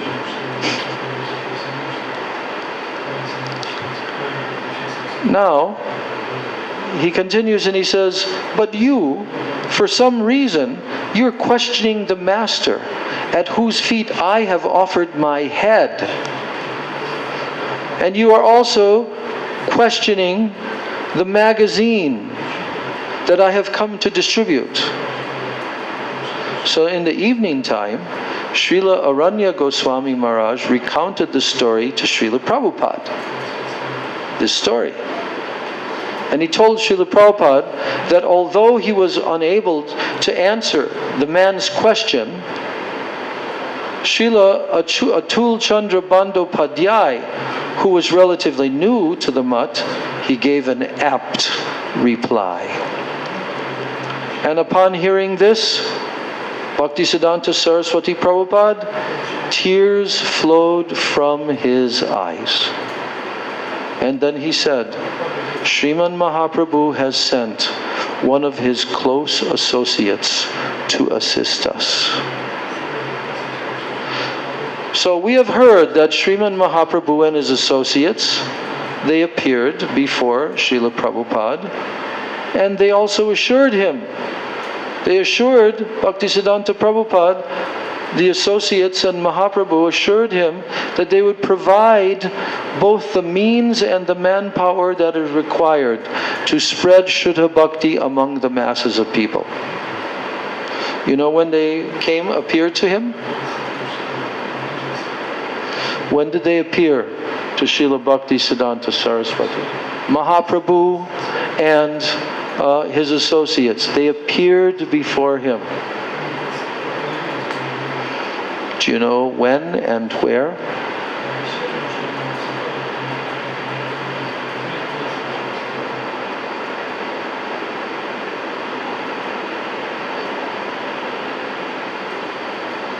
When did Gauranga Mahaprabhu himself and his associates appear directly in front of Srila Bhaktisiddhanta Saraswati Thakur? Only to him. When did that happen? You don't know this history, huh? You don't know? You don't know this history. I'm telling you now. When Srila Prabhupada, Bhaktisiddhanta Prabhupada, took a vow to chant 1 billion names of Krishna, then he began to execute that vow. Where was he staying? He was staying at the place called Chandrasekhar Bhavan. At the time of Mahaprabhu, this was the house of Mahaprabhu's intimate associate named Chandrasekhar Acharya. So, but there was no mutt at that time. Later this became Sri Chaitanya Mutt, Akara Mutt Raj, the central mutt of Bhaktisiddhanta Prabhupada's Gaudiya Mutt preaching mission. And that is in Mayapur, that we go there, where Bhaktisiddhanta Prabhupada's Samadhi is there, and his deities are also there. So, he fulfilled that vow. by chanting for 10 years. That he would chant 1 billion names of Krishna. 3 lakhs every day. At the end of fulfilling that vow, right there in Mayapur, Chaitanya Mahaprabhu himself appeared in front of him, and along with Mahaprabhu's associates. And then he, Mahaprabhu, and his associates gave their assurance and their blessings to him, to Bhaktisiddhanta Saraswati, that now for his preaching mission, they would provide everything. They would provide all the means, all the paraphernalia that is required, and all the manpower that is required. To do what? To spread Shuddha Bhakti among the masses of people. So, in this pastime, Srila Prabhupada confirmed that Mahaprabhu himself had sent his dear associate, Srimad Bhakti Sāraṅga Gosvāmī Maharaj. Okay, that's why I have such a special feelings for him, this great disciple of Bhaktisiddhanta Saraswati. Now, this Atul Chandra Bandyopadhyay, he didn't take sannyas right away. That was not until later. Even it was not until after the disappearance of Bhaktisiddhanta Saraswati. And whenever Atul Chandra Bandyopadhyay collected donations, then he always dressed in a very formal attire consisting of a coat and of pants. Now one day, he visited the house of what is called a Setji. This means the house of a very, very wealthy person. Then he rang the doorbell. And the owner personally answered the door. So when Sri Atul Chandra Bandyopadhyay introduced himself as a member of the Gaudiya Math, then that Setaji, he replied by saying, I have no faith in Gaudiya Math. This is at the doorstep. He's ringing the doorbell. The owner comes and he makes a declaration, I have no faith in Gaudiya Math. Now, what did Atul Chandra do? He ignored that man's words. He brushed past him and he entered into the house. He ignored that man's words. So that Sethaji, he became irritated. Did you not hear me? He asked. I said I have no faith in the Gaudiya Math. Now Sri Atul Chandra Prabhu took a seat in a nearby chair, speaking nothing in reply. Now that Sethaji became so irate, and again he repeated, I said I have no faith in the Gaudiya Math.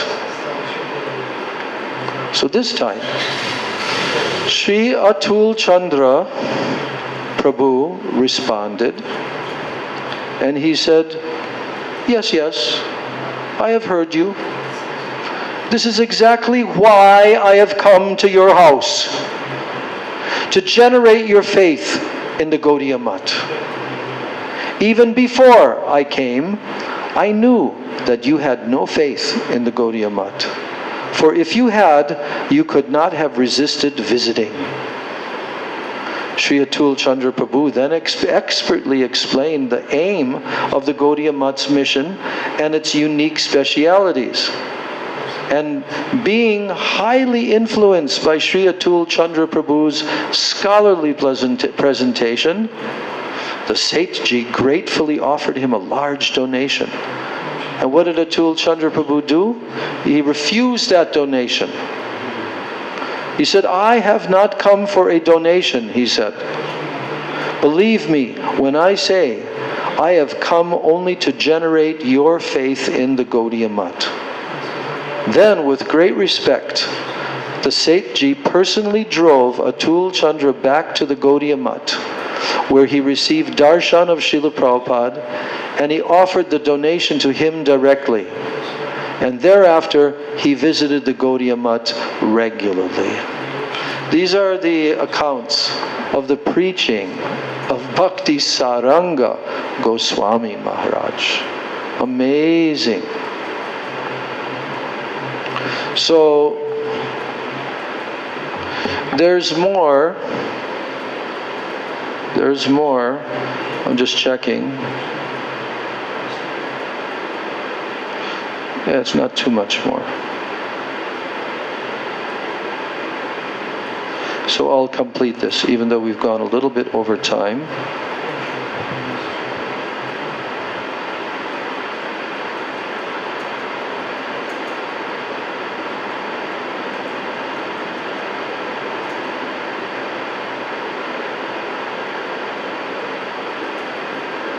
So now the next section is delivering an offender.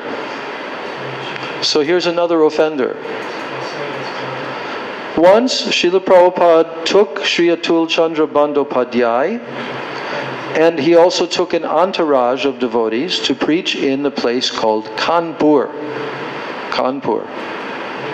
Now while Sri Atul Chandra Prabhu went to the city for a short time to collect donations, then the local district magistrate, he came to visit Srila Prabhupada. And during their conversation, the magistrate, he made a derogatory comment to Srila Prabhupada, and he said, "Most of your followers seem highly educated. Is it your mission to turn educated people into mendicants?" And then, as the magistrate said this to Prabhupada, he got up and he abruptly left. So later, when Atul Chandra Prabhu returned to see Srila Prabhupada, then Srila Prabhupada informed him of this encounter with that magistrate. And as Sri Atul Chandra Prabhu listened to Srila Prabhupada, he noticed that the magistrate's criticism had made Srila Prabhupada unhappy. He immediately hailed a horse cart and he went to the magistrate's house. When he arrived, he told him, "Srila Prabhupada is an extraordinary personality. He is a personal associate of Bhagavan. Your disrespectful comment has ensured your total ruin. You have played with fire, and now 14 generations of your family will have to suffer in hell." The district magistrate became frightened. He humbly asked Sri Atul Chandra Prabhu what he must do to make amends. Then Sri Atul Chandra Prabhu instructed him to beg Srila Prabhupada for forgiveness and serve him somehow. Then the magistrate and Sri Atul Chandra Prabhu at once returned to the Mat, where Sri Atul Chandra Prabhu implored Srila Prabhupada, "Please be kind to this man and absolve him of his offense to your lotus feet." Srila Prabhupada then spoke to the magistrate on many topics, and the magistrate served him by offering a donation of 500 rupees. 500 rupees back then is like a few lakhs of rupees right now. Okay? Back then, one single rupee or even a portion of a rupee could maintain an entire household for a whole month. Okay? So, that magistrate offered Prabhupada, he served him with a donation of 500 rupees.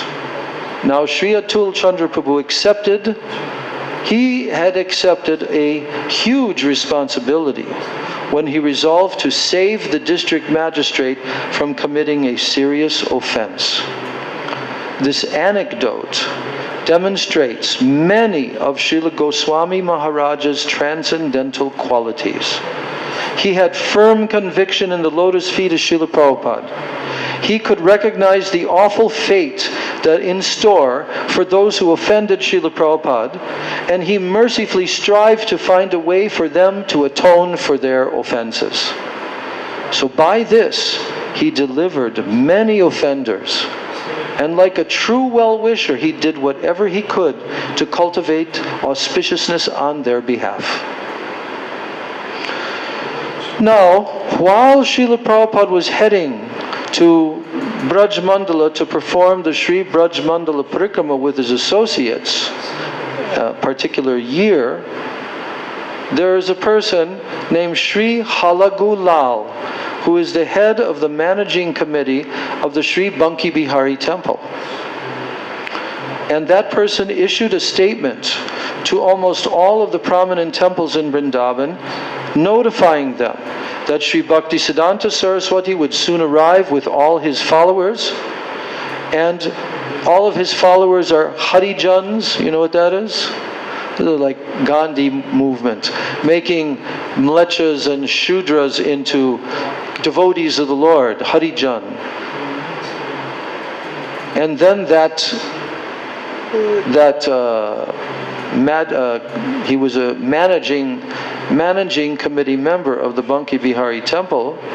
He told all the temples in Vrindavan, he and his followers are not to be allowed entrance into our temples. Bhaktisiddhanta Saraswati. When Sri Atul Chandra Bandyopadhyay came to hear of this, he took a group of his Brahmin-born godbrothers, including Sri Srimad Bhakti Rakshak Sridhar Gosvāmī Maharaj, my Guru Maharaj, who was then named Hayagriv Brahmachari, Sri Narothamananda Brahmachari, later known as Sri Bhakti Kamala Madhusudan Goswami Maharaj, Sri Pranava Ananda Brahmachari, later Sri Srimad Bhakti Pramod Puri Goswami Maharaj, and others. He took them along with himself to go and meet with this Gosai, or this head priest of the Radha Madan Mohan temple. He went to meet with that head priest. Now in conversing with the respected Gosai, Sri Atul Chandra Prabhu asked him, do we who have taken birth in Brahmin families, do we seem to you like we are fallen deviants? Have we not conducted ourselves according to the words of Scripture when we resolved to follow the path of pure Vaishnava Dharma? Srila Prabhupada has propagated the principles of Daiva Varnashram Dharma, which is the social designation of individuals according not to the race or the familial lineage, but to their innate propensities. So to maintain a mundane conception of Srila Prabhupada will bring only ill fortune to the world. Moreover, may I remind you that I am Atul Chandra Bandyopadhyay. When the Brahmins of your family approached our family, seeking the hand of my daughter in marriage, I forbade it. I told them, we are Kulin Brahmanas. How could we possibly consider allowing our daughter to marry into your family when we despise even the idea of dining in close proximity to you? This is what he told to the manager of the Madan Mohan temple. Because Madan Mohan and the other temples had received this communication from that manager of the Banki Bihari temple. So he chose, Atul Chandra, he chose to bring his Brahmin-born godbrothers to speak with that person of the Madan Mohan temple. And he told them what you just heard. And then when that Gosai in the caste Goswami family heard that, he begged for forgiveness. Then he accompanied Sri Atul Chandra Prabhu to see Srila Prabhupada. And then he brought Srila Prabhupada and the Parikrama party for darshan of Sri Radha Madan Mohan Ji, and he conferred great respect unto Srila Prabhupada. Now, observing the conduct of the Sri Madan Mohanji Temple Gosai, the head priests of all the other prominent temples of Vrindavan, they also accorded befitting honor and respect to Srila Prabhupada. It was only the Gosai of the Banki Bihari temple who maintained some objection to allowing Srila Prabhupada's disciples to enter his temple, saying that Sri Bihari Ji would be frightened by the tridandas that the sannyasis carried. That's the excuse he gave. When Srila Prabhupada heard of this, he said, "Fine. If this is the case, we shall not enter the Sri Banki Bihari temple. We do not wish to frighten Thakurji." So then there's one more.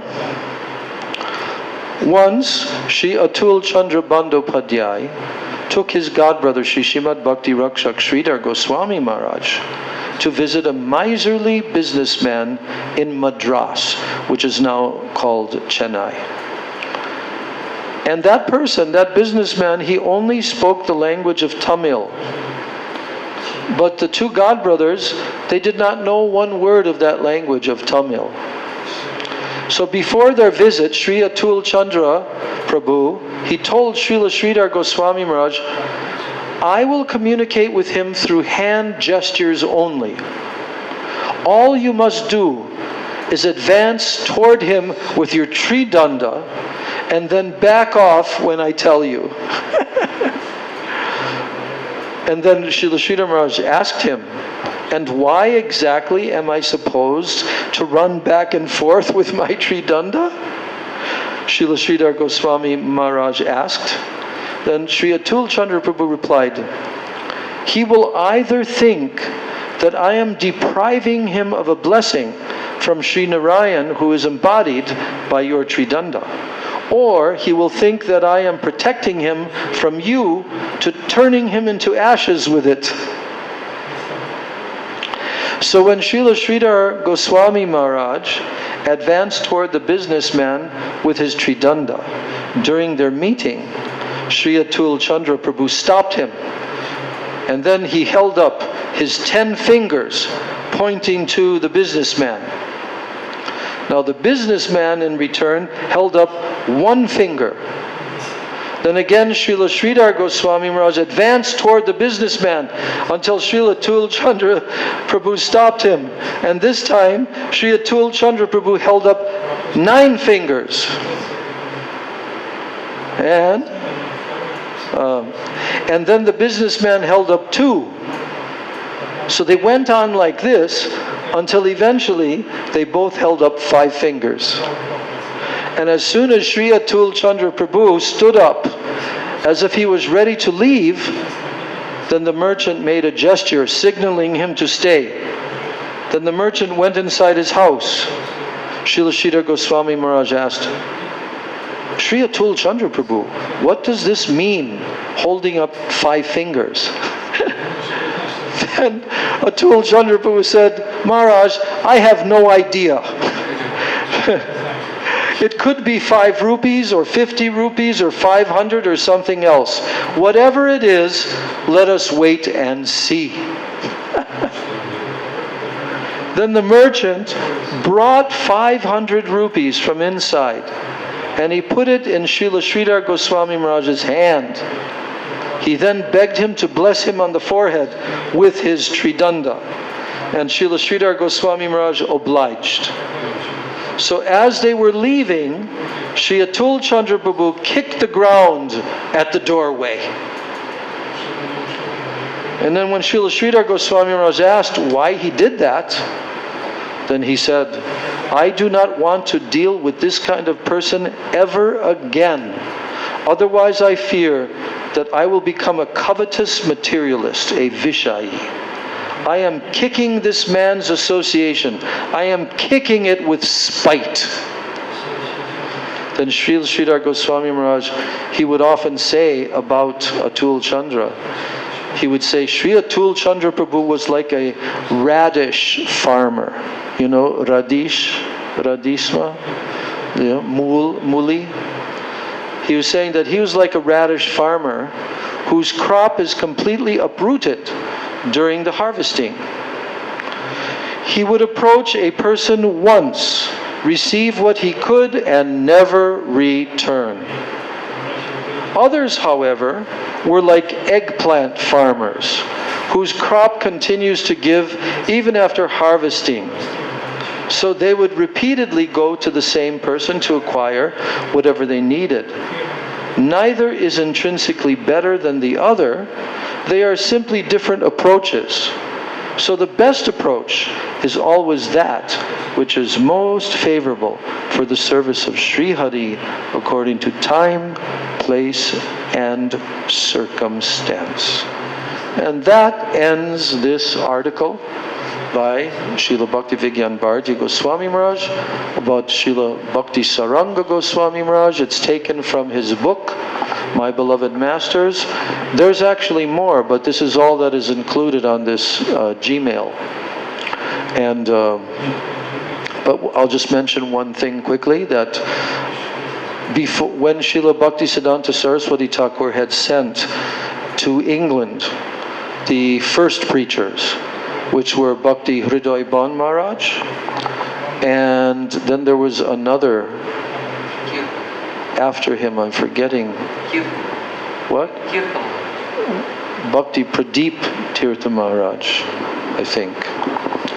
So, but then later, when they had returned back, then this Atul Chandra Bandhopadhyay, which was Bhakti Sāraṅga Gosvāmī Maharaj, he was sent by Prabhupada to go to England and preach.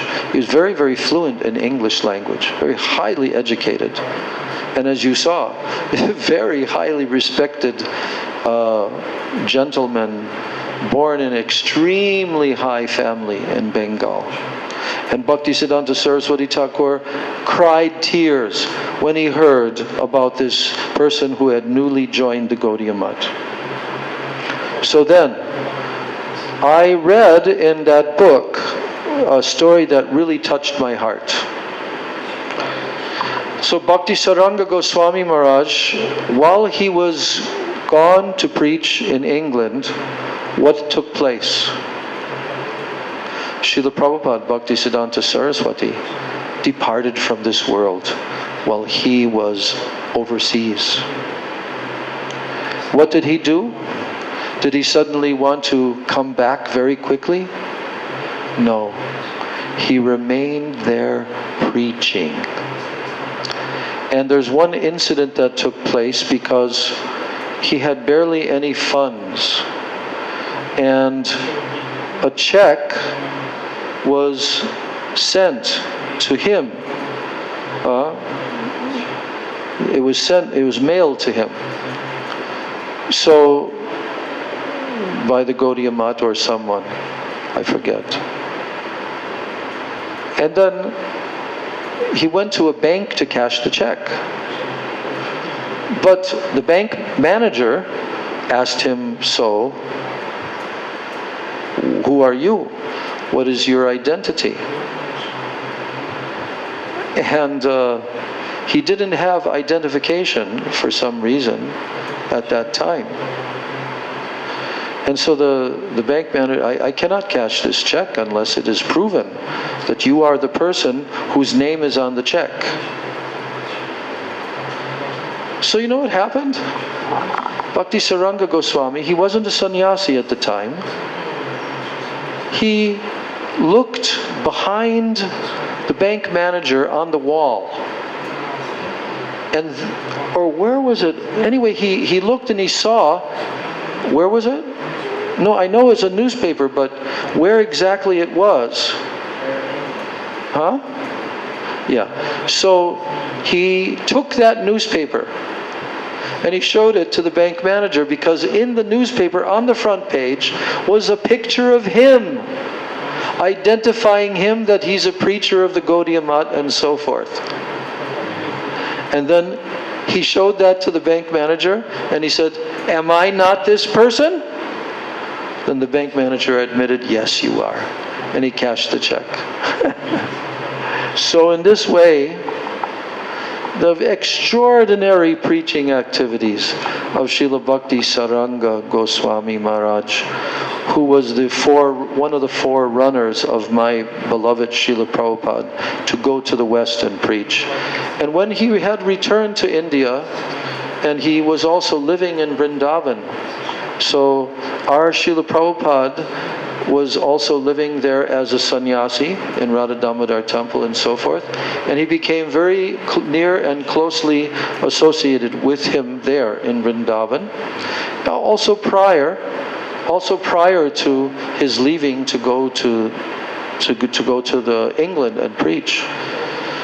So, and there's a photo of him sitting right next to of my Prabhupada sitting next to Bhakti Sāraṅga Gosvāmī in a small assembly right there in Vrindavan. They're dressed for the winter weather. You can see they have hats on their heads, everything, in Vrindavan. And then standing kind of in front of them off to the side is Srila Bhaktivedanta Narayan Gosvāmī Maharaj speaking through a microphone. So we have that photo. So right next door to our Gopinath Bhavan, right on the bank of the Yamuna, Parikrama Marg, right next door is the famous transcendental place of Srimati Radhika and Krishna called Imli Tala. And Bhakti Sāraṅga Gosvāmī Maharaj is the personality that established that temple, Imli Tala. His samadhi is right there. Whenever you want to circumambulate the tree, the Imli Tal tree, you have to also circumambulate his samadhi there. Small samadhi. Also here in Mayapur, on the other side of the Ganga, is a mutt that he established, and that mutt happens to be established at the exact place in which Nityananda Prabhu first met Chaitanya Mahaprabhu when Nityananda came to Mayapur. And it was the house of, I'm forgetting, you remember? Huh?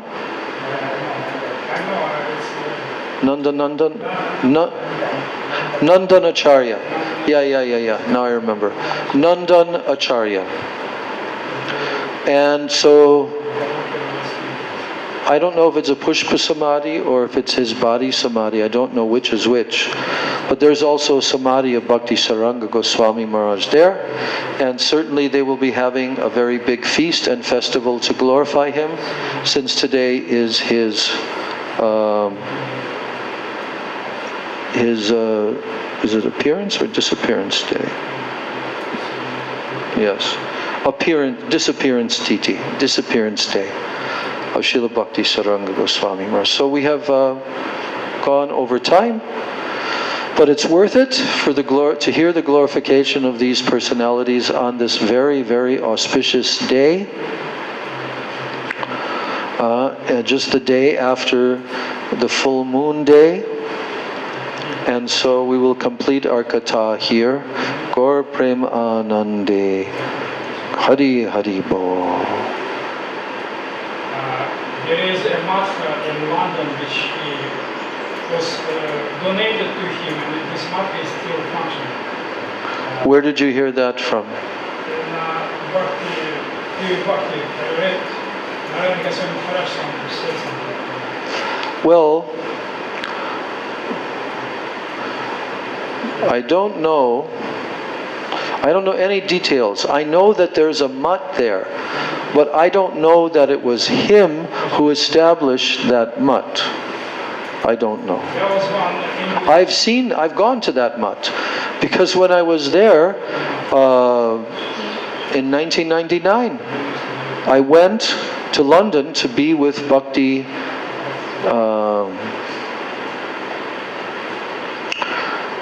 Balabhatirtha Maharaj. He was preaching in London and staying at an Indian gentleman's house. So I went and joined him for 3 days. This was just after our Gurudev had left England to return back to India after his preaching tour. So I took advantage to visit with Bhakti Balabhatirtha Maharaj, and for 3 days, for 3 days he was preaching, and one of those, I was accompanying him, turn this off.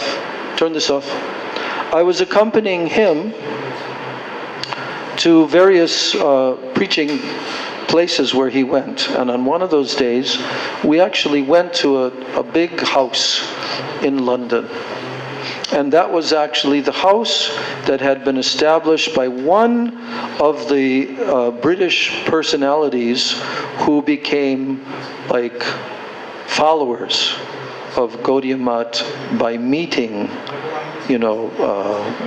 Bhakti Hriday Ban Maharaj and so forth.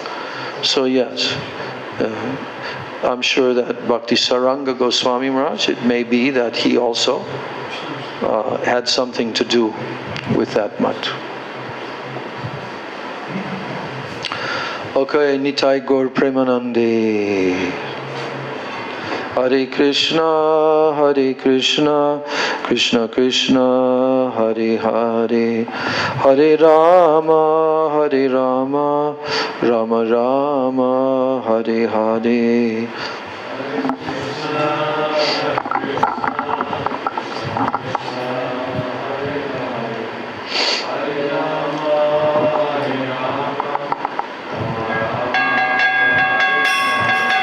Hare Krishna, Krishna Krishna, Hare Hare, Hare Rama,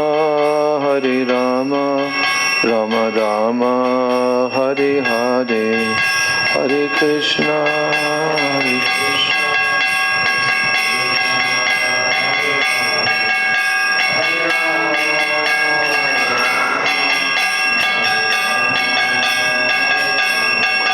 Hare Krishna, Krishna Krishna, Hare Hare, Hare Rama, Rama Rama, Hare Hare, Hare.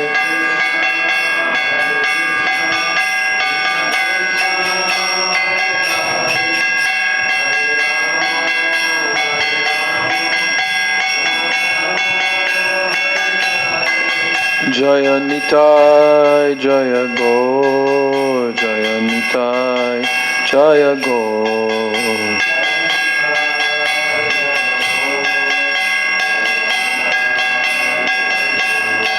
Jaya Nitai, Jaya Gaur, Jaya Nitai, Jaya Gaur.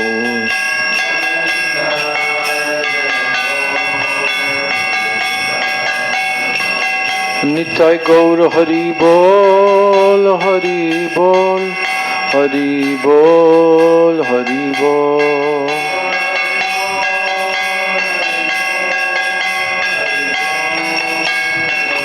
Nitai Gaur Hari Bol, Hari Bol, Hari Bol, Hari Bol.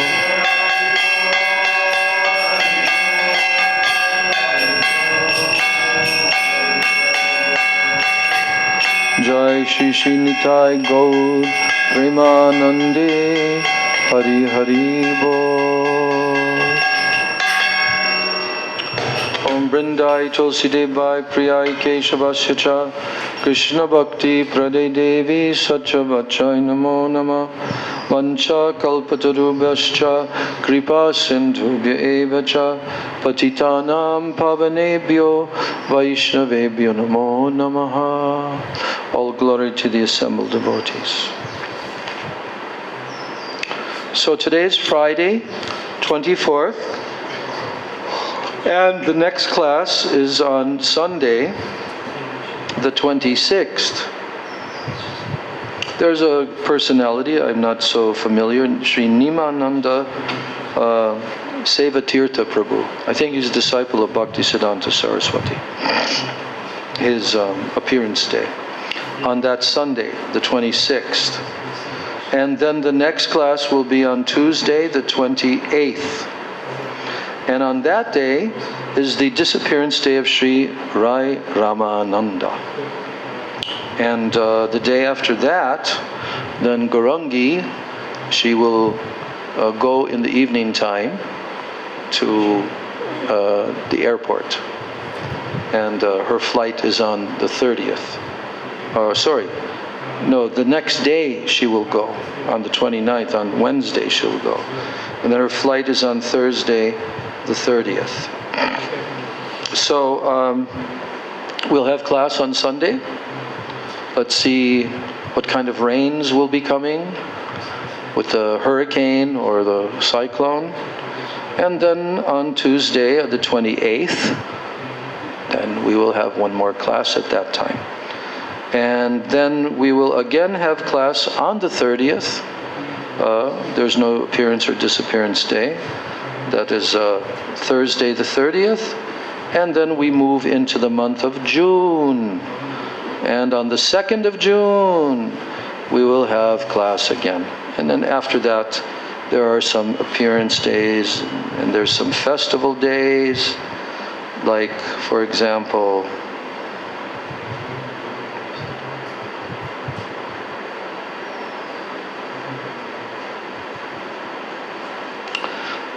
Vrindavan Das Thakur, and Ekadasi, and Bhakti Sudhir Jachak Maharaj, and then Amavasya. Yeah, so for like the first 2 weeks, there's not any major festival or appearance or disappearance days. But then the 15th and 16th, there's Baladev Vijayabhushan Disappearance Day. And then on the 16th, which is a Sunday, Ganga Dashahara, Ganga Puja, Ganga Devi, and Sri Gangamata Goswamini's Appearance Day. And the Appearance Day of Ganga Devi. Do you know who Ganga Devi is? Huh? I can't hear you. Yeah, Nityananda Prabhu's daughter, Ganga. Okay, so now we will finish class. And also, like in Islam calendar, Krishna Kula Dola. Yeah, we read about that in the very beginning. I guess they have a big festival over there. That's what I heard. They make some kind of boat thing at the ISKCON temple. Which day is that on your ISKCON calendar?